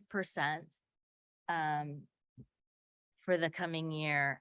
And so I'd like to remind us that that's sort of our responsibility to come up with a number tonight that we can agree on. Does anyone have comments or questions on that motion? Go ahead. Yeah, I don't have a spreadsheet or data to share, but rather anecdotal. You know, I've been talking to people around the community, and it seems like based on the people I'm talking to, small sample size, you know, in bias from who I'm talking to, is that people or entities around town are looking around a 4 to 5% increase in cost of living. I think we're kind of right on what other, like if we're going to benchmark in our community, I think that we're kind of square on the nose there. And, you know, in terms of giving our employees what other folks are getting in the community. Okay. Any other comments? Yeah, go ahead. Actually, first a question. Have we heard anything about any possible increase in the health, dental, life overhead? Ms. Purdy was speaking with them yesterday, so I hope to have something relatively soon, but I'll reach out again tomorrow. Okay, I mean, that's one variable, you know, if it just goes up a little, it's not a big deal. But in the past, we have seen some large increases in that. What so- was, there was an estimate given, I believe. Wasn't there an estimate that she said to work with? We are estimating $12,000 per position right at the position. moment. And because we know that there was going to be an increase, so we were kind of guessing. But she hasn't finalized that number yet. And what are we using for this year? For this year? Yeah. 11.5. Okay. The other thing, I guess I just, my only comment is that whatever we set today is just for budgeting purposes. We still have to ultimately vote on the budget. In Absolutely. context of everything else. So it could still go up or it could go down. I mean, I guess I don't feel like it would be responsible of us to go too much lower. But I kind of agree with Peter that this does seem to track what other nonprofit organizations are offering, or at least trying to offer. Right. Right. Other comments or questions? Yes, when we were looking at that, and of course, we're looking at revenue that comes in for these kinds of budgets that we know we have every year, but we have to look at those budgets that are covered under grants, and we have to be very careful about what we're going to do with that. Are we going to say the grants have to cover their raises? And sometimes, so anyway, it's when we're looking at how we're going to make this work, we cannot forget the number of employees that we have covered under grants. That's actually a good point. Is that something, Okay, you know, I know that you surprising. had, no, I mean, I know that we've had to deal with that in the past. We dealt with that with the 2027 payroll issue. I know. Right. We had to eat it for some departments for which the grant wouldn't cover it. Do we have an, is that something you can reach out to departments to find out if 5% increase? What departments or what grants that would cause a problem with? No, I can do that. If that way, we do have some grants that they renew now. And so knowing at least the number kind of gives them that heads up, but I'll find out if anybody else is, you know, then if that's going to impact them somehow. What was the probation? The state required, do we know what the state required raise is? What's that? I don't think it was as much can as tell what you. I was thinking we might be able to do here. The state did 3.33. I beg my 3.33. 3.33. Wow, that's low. I was gonna say, yeah, I'm gonna duck under the table here if we say 3 point. I mean, I'm Right. hiding. Wow. Right.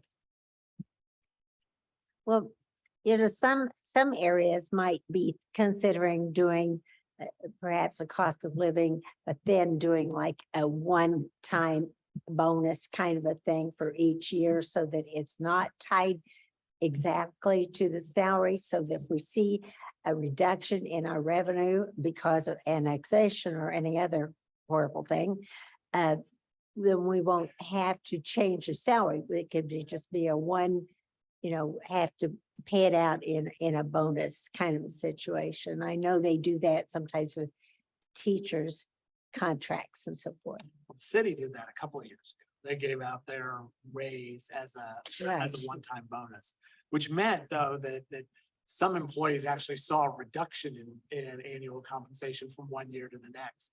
When they went back to the increase, the percentage increase was low enough, they actually saw a. Right, I mean, I can understand that. On the other hand, if we see some kind of, it would give us a chance to be able to do more in this coming year than maybe we would do otherwise. True. Yeah, I just want to show you that, this is the letter that I received from the Supreme Court that sets that, and it's effective July the 1st, and it was a rate of 3.33%.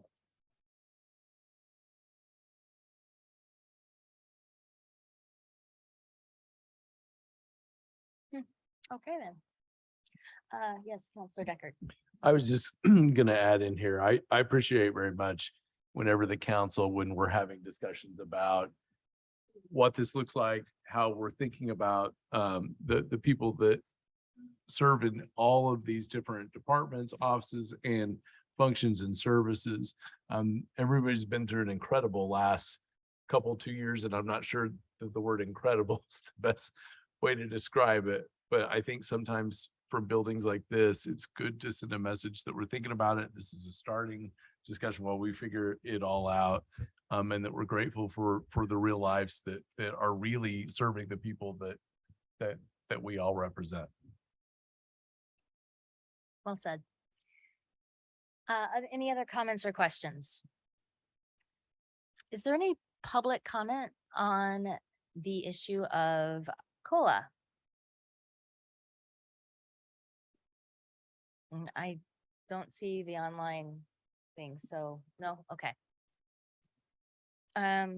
So it looks like we can do a voice vote. So, all in favor of approving a 5% cost of living adjustment, for Monroe County government budgeting purposes for 2023, say aye. But so can I just clarify? I'm sorry, just. Yeah. So we'll make sure we clarify what the recommendation is. The recommendation or the motion is for a recommendation of 5% cost of living increase, right? For budgeting, is that, so we're all clear? Well, the motion was actually read as opening for discussion, a 5%. So yes, the intent is for sure that we're recommending it. Thank you. Regardless, but yes. So I'll try again. Everyone in favor of approving a recommendation of a 5% cost of living adjustment for Monroe County government employees for the year 2023, say aye. Aye. All those opposed say nay. And motion passes unanimously. Great. Okay, there we go. So we will work with that and we will move on to item 11. Council, I move to approve the commissioner's request to create new account lines as presented on the agenda in Fund 411120000 donations, special programs, and to simultaneously approve additional appropriations of $10,000 in the supplies category and $19,735.52 in the services category for a total appropriation of $29,735.52. Second. Well, hello. Can you hear me? All right, there we go. Hi, Erica Oliphant here. I am here in my capacity as the duly elected 2022 president of the Substance Use Disorder Awareness Commission. Welcome. Thank you for having me. As council knows, the Monroe County Substance Use Disorder Awareness Commission, or SUDAC, was created originally to address the opioid epidemic. It was originally called the Opioid Commission. And pursuant to Ordinance 2020-01, we shall serve in an advisory role to assist the government of Monroe County in planning and organizing educational community conversations throughout the year, including at least a biannual substance use disorder awareness summit regarding substance use, collaborate with stakeholders, gather community information relating to substance use issues and concerns, and report our activities to the Board of Commissioners, on at least an annual basis. So I'd just like to make a plug if anyone watching from the public is interested in serving on the Substance Use Disorder Awareness Commission. We are recruiting, and so the application for that is available on the Monroe County Commissioner's website. Members of the public are also invited and encouraged just to come and watch, or either in person or on Zoom. We do have our meetings in this room on the third Friday of each month at 12 p.m. The agendas are posted on the website a few days prior to each meeting. But last week I did present our 2021 annual report to the Board of Commissioners a little bit late. I'd be happy to give you all a brief overview of those activities from last year, as well as a preview of issues to come, but I know it's kind of a late night, so I'll go ahead and get to the business at hand, and unless you have questions. So I generated the proposed budget appropriations with some help from Jill Newman and Beth Hamlin. It was approved by our commission at our regular meeting on May 20th of 2022. And those minutes are on file with the commissioner's office. I'd like to make one thing pretty clear. We as a commission have no intention to spend down all of this money. So I am appropriating like $29,000 and some change. It's not because we have plans to just blow it all at once. I think my thinking on that was that I was hoping not to have to come to council multiple times and to just have a little bit more freedom and flexibility in using the funds. So that was sort of the thought process that I had, and I kind of did my best work to guess which categories might be most effective for that purpose. Should the council be disinclined to appropriate the entire fund in this manner, if it's making you nervous, we do have two specific immediate needs that are directly in line with our directive to plan and organize educational community conversations regarding substance use. To wit, SUDAC in partnership with Centerstone, IU Health, the Community Foundation, IU Center for Rural Engagement, IU Responding to the Addictions Crisis Grand Challenges and Regional Opportunities Initiatives is hosting an evening with author, journalist, and storyteller Sam Quinones at the Buskirk Chumley Theater on September 13th, 2022 at 7 p.m. As you may know, Mr. Quinones is the author of The Least of Us, True Tales of America and Hope in the Time of Fentanyl and Meth. Tickets for this event are available at no cost through the Buskirk Chumley Theater box office. Our commission has voted to pay for the cost of the venue in the amount of $2,225. And further, we voted to spend $100 to promote the event, mostly in the form of printing and distributing flyers. These are the urgent appropriation needs that we have as a commission, and those also represent the only expenditures that we have approved so far for 2022. I'd love to have the full appropriations, just again to have that flexibility of not having to come every time we vote, but I'm also happy to do whatever gives council some assurances that you have some oversight over how that's spent and things like that. So I'm definitely respectful of those needs. But I do think these are some neat opportunities. I will say that we're a little behind on our biannual summits, 2020 and the events with the opioid crisis. COVID-19 pandemic, did keep us from having a summit, but we are looking to plan one for 2023. So that is where I expect most of those funds will end up being directed, is towards planning and organizing that event in 2023. So if you have any questions, I'd be happy to answer those now. Are there any questions from or comments from council members on my right? Yes. So, Ms. Shell, would you mind sharing the image on the screen? I think this bears, I think, a little bit of advertisement. This is the event, I think, that you were speaking about, free to the public. And just a really renowned author coming and speaking on issues that are impacting our community. So I wanted to plug that real quick. You can also, I think, find this on the SUDAC Facebook page. Is that correct? I think that's correct. If not yet, it will be available on our Facebook page. I'd also like to point out that the SUDAC is also hosting a lunch and learn event with Mr. Quinones that is also free. It is virtual on Zoom, and that will be on August 30th, starting at 11:30 a.m. So if you'd like information on that, please feel free to reach out to the commissioner's office or myself and be happy to share the Zoom information with it. Ms. Shell, you might want to stop sharing your screen. We can see the email. All right, thank you. And then I guess my comment on whether to leave the appropriation as a whole or to split it up, it does make me a little nervous just having a whole bunch of money out there, even though I know SUDAC does great work. And I'm not at all opposed to you coming, or a member of SUDAC coming more frequently to update us on what's happening.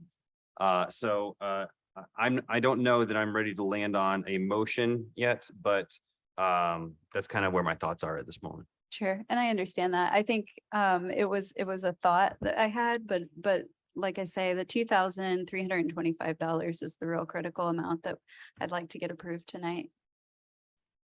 Okay. Yes. I just wanted to note on this motion, I'm actually going to recuse myself on the final vote because I have a family member that is in one of the organizations that you listed, a beloved family member. But that should not be a comment about any of this or my esteem for our wonderful prosecutor. Thank you, Counselor Decker. Are there any other comments or questions to my left? So just to make sure, since Mr. Iverson has suggested reducing the appropriations, you said that the amount that you actually need right now, is it split between the services and supplies, or is it all in supplies, or what? I guess split between the two categories. What are the needs? That's a good question. I think what we would probably, I probably would do maybe it all in the outreach category. Okay, so all supplies then, basically. Yeah, yep. I mean, I don't think we have to actually specify the individual line. We can just, and so that was 2,000 and how much? $325. Perhaps we would round up. I was gonna say, Yeah. yeah. I was gonna say, I need to know which account lines so that I know how to appropriate which lines.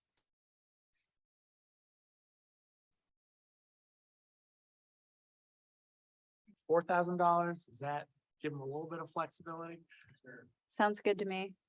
Well, I promise we'll be good stewards of these funds. We've really been pretty conservative with our spending.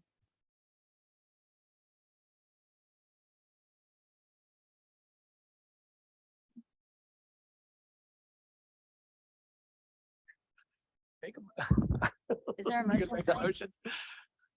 I would love to entertain a motion. I don't have the skill set at this moment to formulate that motion. So I would really enjoy someone else formulating that. All right, council, I move we amend the request to consist solely of line 21140 outreach in the amount of $4,000 for a total of $4,000. Second. Okay, comments or questions on the amendment? Public comment on the amendment? Okay, so this is another, since we're all here. Voice vote, everyone in favor of amending the motion as stated, say aye. Aye. All opposed, say nay. Motion passes. So now we should vote on the actual appropriation. Is there any more discussion to be had? Is there any public comment? Okay, so we should have a vote on the what? So we only just, are we only voting on the $4,000 as a whole, or we're just reducing the whole appropriation? We just, 4,000. we just voted to reduce 4,000. Now we have to vote on the underlying motion. And that one would be a roll call because it's Okay, I'm appropriation. just making sure I'm following what's. Okay. Okay. So now, we will vote on the appropriation. And does someone else want to say what it is again, or are you good? Pam, I'm asking for No, I'm your, good. okay. Okay, so, all in favor of the appropriation for the SUDAC committee? Does that have? This be one has to roll- be a roll call. It has to be a roll call vote because it's an additional. It's a roll call appropriation. vote. Thank you. I have a- Counselor McKim. Can I ask- Yes. Can I ask a Yeah. quick Oh. question? Sorry. On my recusal, do I say recusal or pass? Recuse your pass. I think either is fine as long as it's clear, abstain. recusal. Say abstain. Okay. Counselor Crossley, Yes. Counselor Deckard, Abstain. Counselor Munson, Yes. Counselor Iverson, Yes. Counselor Wiltz. Yes. The vote is 6-0, 1 abstain.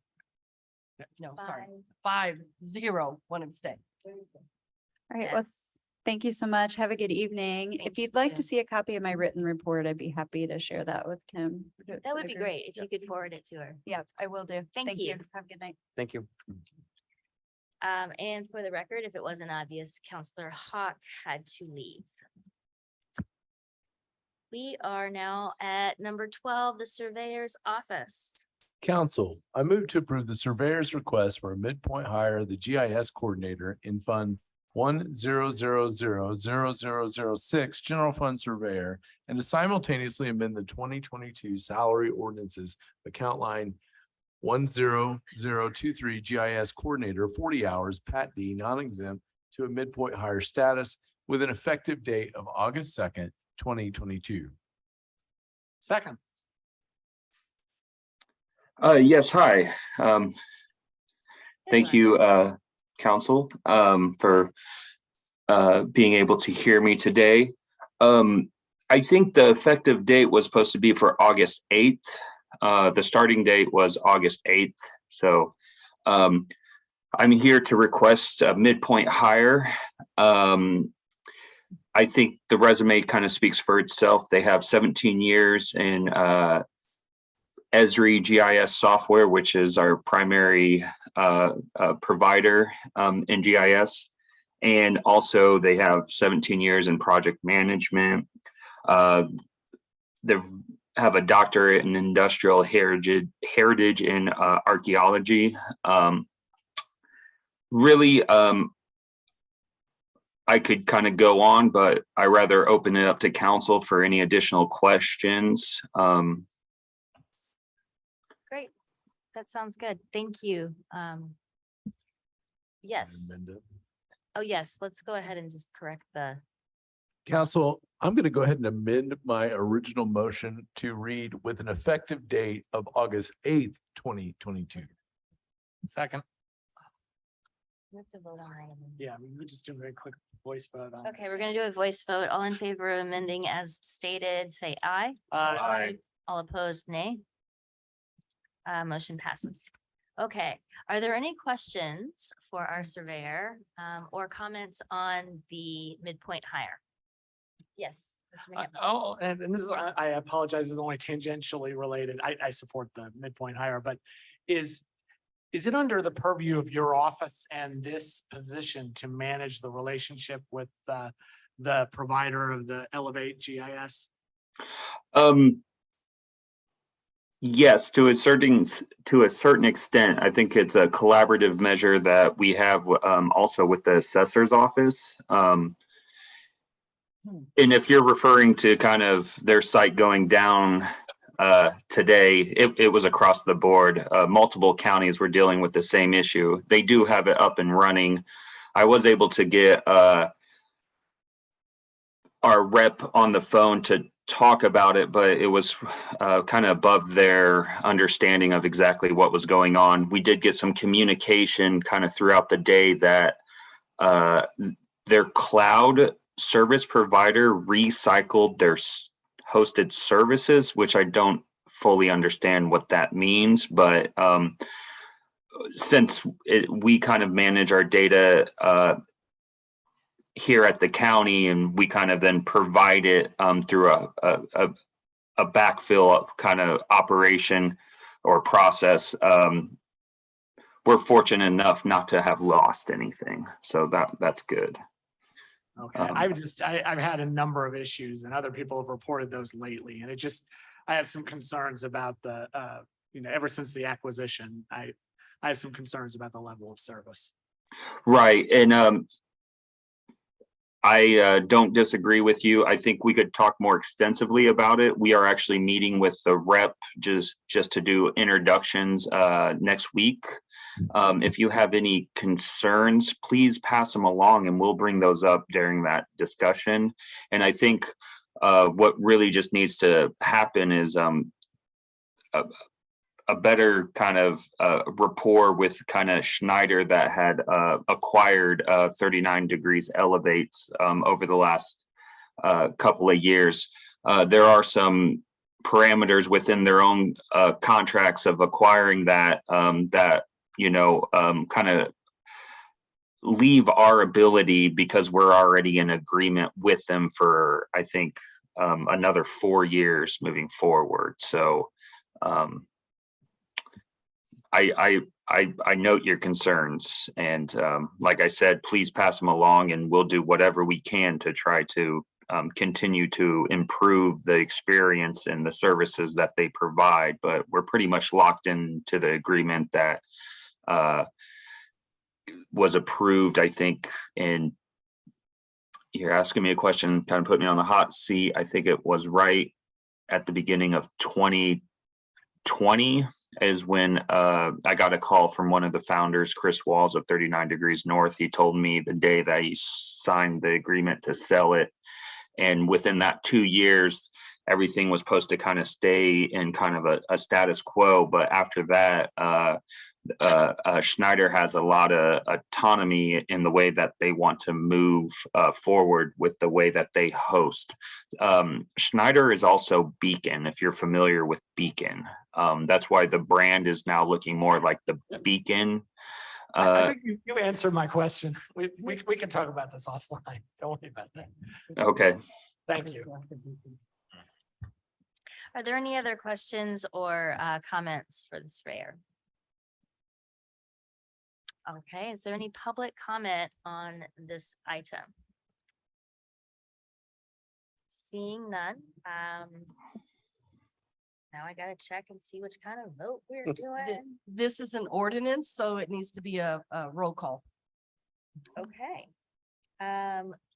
We will have a roll call vote, please. Counselor Munson, Yes. Counselor Deckard, Yes. Counselor Crossley, Yes. Counselor Iverson, Yes. Counselor Wiltz, Yes, Counselor McKim. Yes. Motion passed unanimous. thank you. And now we Thank you move, so much. oh, thank you. We move to item 13 from our Youth Services Bureau. Council, I move to approve the Youth Service Bureau's request to create new account lines as presented on the agenda in Fund 9103-9623, Project Safe Place, and to simultaneously approve additional appropriations of $2,797 in the supplies category and $6,787.50 in the services category, for a total appropriation of $9,584.50. Second. Do we have Mr. Malone still? Yeah, I'm here. Oh, bless your heart, you're still here. Yeah, so we are here, we are just appropriating, these are dollars from the Indiana Youth Services Association. State money that goes directly to support our Safe Place program. These are grant funds. We're just hoping to have those lines created and have those appropriated today for the Safe Place Fund, which is the first one, I think, that's used to be called 1504. Great. Do we have any questions or comments on the Safe Place grant appropriations? None? All right, and any public comments? Seeing none. Can we do a voice vote? No, it's an appropriation. Yep. Okay. So we will have a roll call vote. Counselor Crossley, Yes. Counselor Iverson, Yes. Counselor Wiltz, Yes. Counselor McKim, Yes. Counselor Munson, Yes. Counselor Deckard. Yes. Motion passed unanimous. Terrific. And we have a item B as well. Council, I move to approve the Youth Service Bureau's request to create new account lines as presented on the agenda in Fund 9111-9623-1503 YSB grant and to simultaneously approve additional appropriations of $37,581.84 in the personnel category. Second. Mr. Miller, do you have any comments? Yeah, On just great. Yeah, just briefly, this is the old 1503 grant, which is now they call the YSB grant. This gives us half of a position as well as some other hourly funds for some that supplements those monies. And so this is another grant from the same body, just two different grants, one for Safe Place, one for our youth, our Binkley House Emergency Youth Shelter. Okay. Are there any questions or comments from council? Any public comment? All right, and could we have a roll call vote for this one as well? Counselor Iverson, Yes. Counselor Munson, Yes. Counselor Deckard, Yes. Counselor Wiltz, Yes. Counselor McKim, Yes. Counselor Crossley. Yes. Motion passed unanimous. Thank you very much. Thank you. Take care. So now we are finally getting to the Parks Department.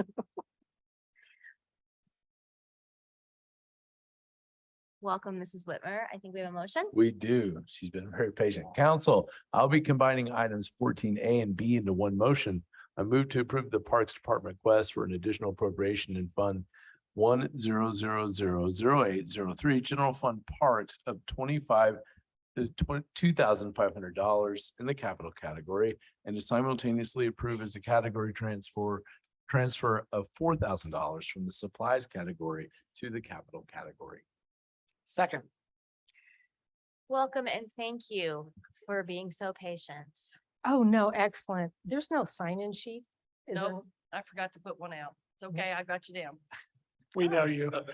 Wow, my pen. this whole time, nobody No, but I've said thing. been tracking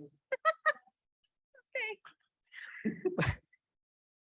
This request is not a large ticket item, but it's very important to many people to go to the restroom while they're using the Cars Farm Greenway or the Limestone Greenway. These are two ADA porta toilets, not like the ones that you see the rental ones have at IU during football games.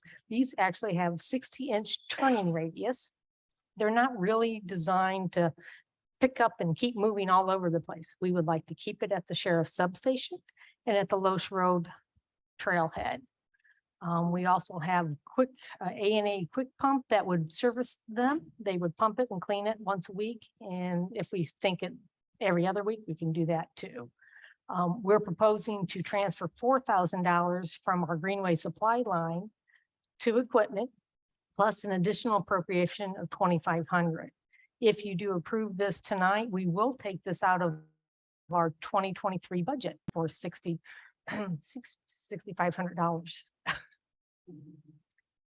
Sounds great. Are there any questions or comments from council? Nothing. Down here? Only that this will be much appreciated by users of the trail. I believe it will. Absolutely. In incorporating all users and all abilities is a priority. So that's very much appreciated. Is there any public comment on this item? Seeing none, could we have a roll call vote? Counselor Decker, Yes. Counselor Iverson, Yes. Counselor Crossley, Yes. Counselor Munson, Yes. Counselor McKim, Yes. Counselor Wiltz. Yes.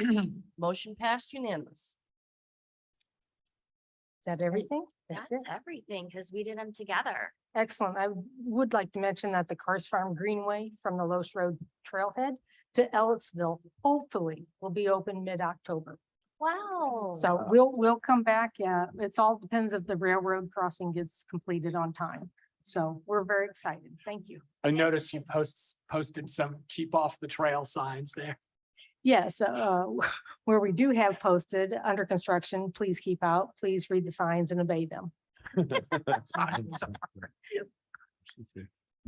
Hey, Kelly, can I say something? I wanted to compliment something before you got away. I spent some time at Will Detmer Park. I think it's one that probably gets overlooked a lot by people, and it was such a beautiful afternoon there. And that's a really awesome, just everything there with both the walking path, the garden, and everything else. So Well, good news there is in the next year, hopefully we'll have a connection to the Cars Farm Greenway at that park. It'll be a trailhead and also probably in the next 2 years or less connect to the B line. That's Wow. great. awesome. Thanks so much. We are at item 16. And this is our own council office business. We have some updates on our budget, the budget process in general. We're gonna hear from Ms. Shell. Sorry. That's fine.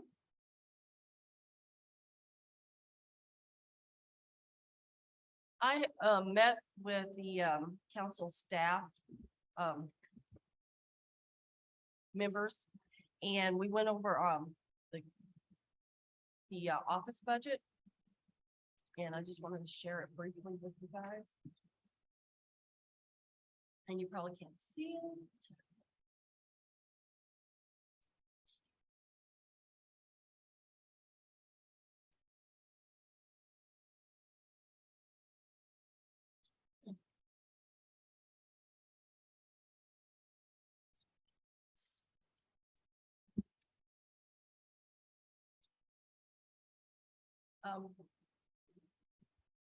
Like all budgets, we you asked to show to keep it flat.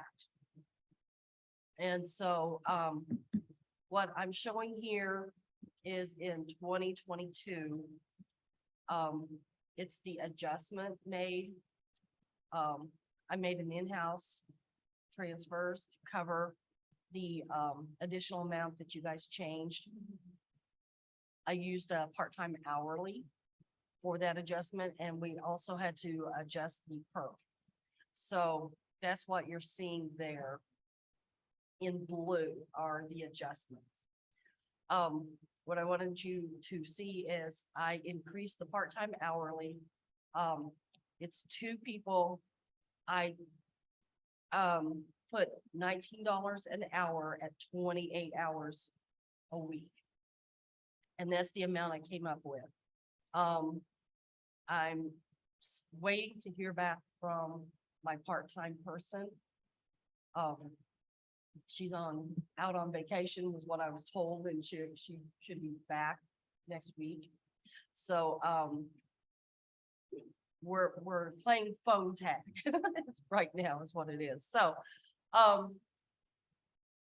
but that amount is a little high compared to what we probably will offer. I wanted you to see that in the contractual, we have a carryover from last year, as well as we also added an additional 28,000 That's why it's 117 currently for 2022. But for next year, it's gonna go down. And that's because the only thing that I'm coming up with as far as contractual is FSG, and I've estimated them at 30. We've done consistently 28 for the last couple of years, but because of, rise in costs, I went ahead and just went up to 30. With WIS, I didn't even count, the last, year and a half because of the project that we did. So I went back another year before that, and we roughly do a WIS thing between 2,000 to 3,000 order. So I kind of guessed that we might use 20,000 for next year. I'm hoping that because of all that we have done, that it'll be less. We won't see that.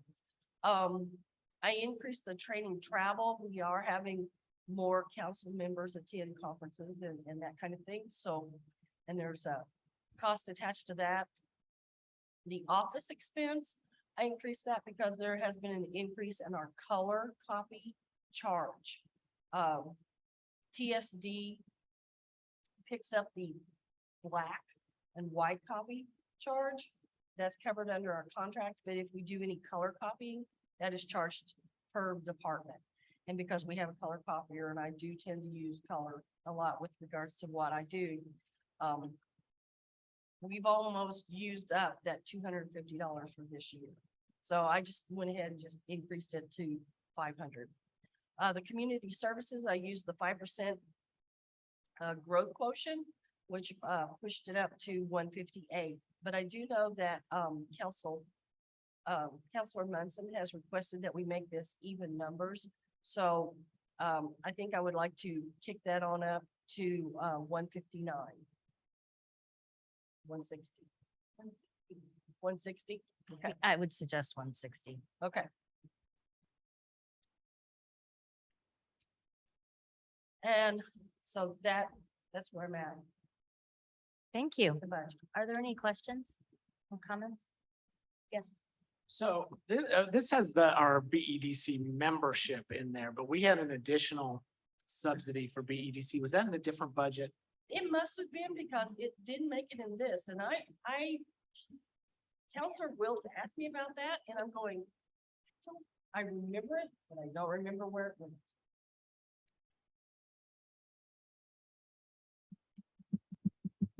I remember. And when did we do it? That was my other Well, question. as part of the budget process. Was it? Okay. I thought we placed that, and would be probably the last person to ask here. I thought we placed that somewhere like under commissioner funds. Maybe. Maybe that's what I'm. maybe that's why I can't remember. Right. Well, I mean, I wonder if it would make sense to put that in our budget.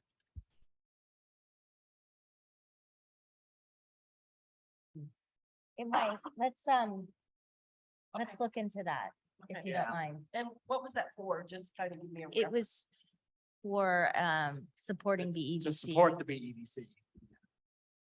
Who is basically the economic development arm of the county. Of the county, right, and they are supported by the city government as well, so we wanted to be a little bit more on par.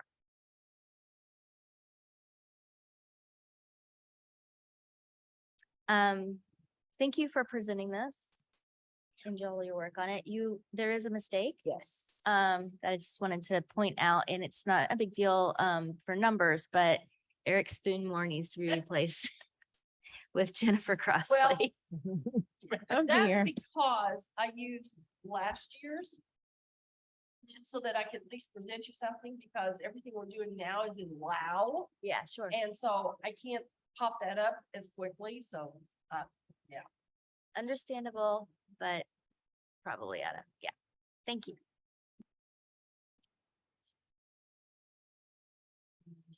When did you start? Well, I want to say, is that right? 2 or 21, yeah, Oh, they're too long. a day that will live in. Wow, okay. in general with the budget process, did you want to say something about that or? Yes, I just wanted to let everyone know that departments are currently working on finishing up, inputting their numbers into Lao. It seems like it's been a relatively, knock on wood, easy process. Good. With regards to inputting that information, but we'll have to, I'll get like a new grid out. We'll have to do a new proposed salary grid and that kind of thing with the 5%, and people will have to make adjustments now with that, so. Okay. So things are moving along. That's great. You're still sharing your screen in case you didn't know. And the other bullet under the council office agenda item is just an update on elected official compensation information. We have continued to gather lots of data, and I am going to be taking a closer look at it over the next week and asked Ms. Munson to help me out with that, if that's okay. Oh, how delightful. Thank you. Others are welcome to weigh in on this exciting part of the budgeting process, but hopefully we'll have some recommendations or at least information for decision-making in the very near future. We'll be talking later. Yes. I have to get on your calendar. Are there any questions or besides giggling, are there any comments or questions? No? Then we have approval of minutes, holy cow. I can hardly believe it. I think it's your Oh, turn. it is my turn. The moment you've waited for, council, I move to approve the May 10, 2022 regular session and May 24, 2022 work session minutes as presented. Second. Yeah, that's my fault. I did a copy paste. It should be June 28th, work session in July 12th. Let me amend my motion. Is that not what it? That's what's on the agenda. Oh, is that not what he read? No, Okay. Say it's on the agenda. I did a Ron Burgundy and read the wrong thing on the teleprompter. Let me move to amend my previous motion to reflect approval of minutes from June 28, 2022 and July 12, 2022. Second. All in favor of making sure that he's got the right dates, say aye. Aye. All opposed, nay. All right, good. Anybody, any council members like to change, edit, amend, revise? Otherwise scribble upon the minutes? No? Okay, great. So then we will have another vote. So all in favor of approving the minutes, say aye. Aye. All opposed, say nay. Motion passes. That brings us to council comments. Are there any council members who would like to make comments this evening? Mr. McKim would like to. I'm just going to be very brief. Since we're talking about elected official compensation, a topic that I really hope that we don't spend a whole lot more time on, but I just want to say the more I think about this, the more I realize I cannot think of a principled reason for paying the commissioners less than other elected officials. So I'm going to be, as we move forward in our salary setting, I think that's at least going to be my position. That they should at least be at the top rung, so to Yes. speak. Okay, is Correct. that it? Yep, that's it. It's easy. I don't think Feel said like that. you big, have something so. to share with the class is what I should be saying. Are there any other comments, counselors who want to make council comment during time? No, we are good, and that means that this meeting is adjourned. Thank you.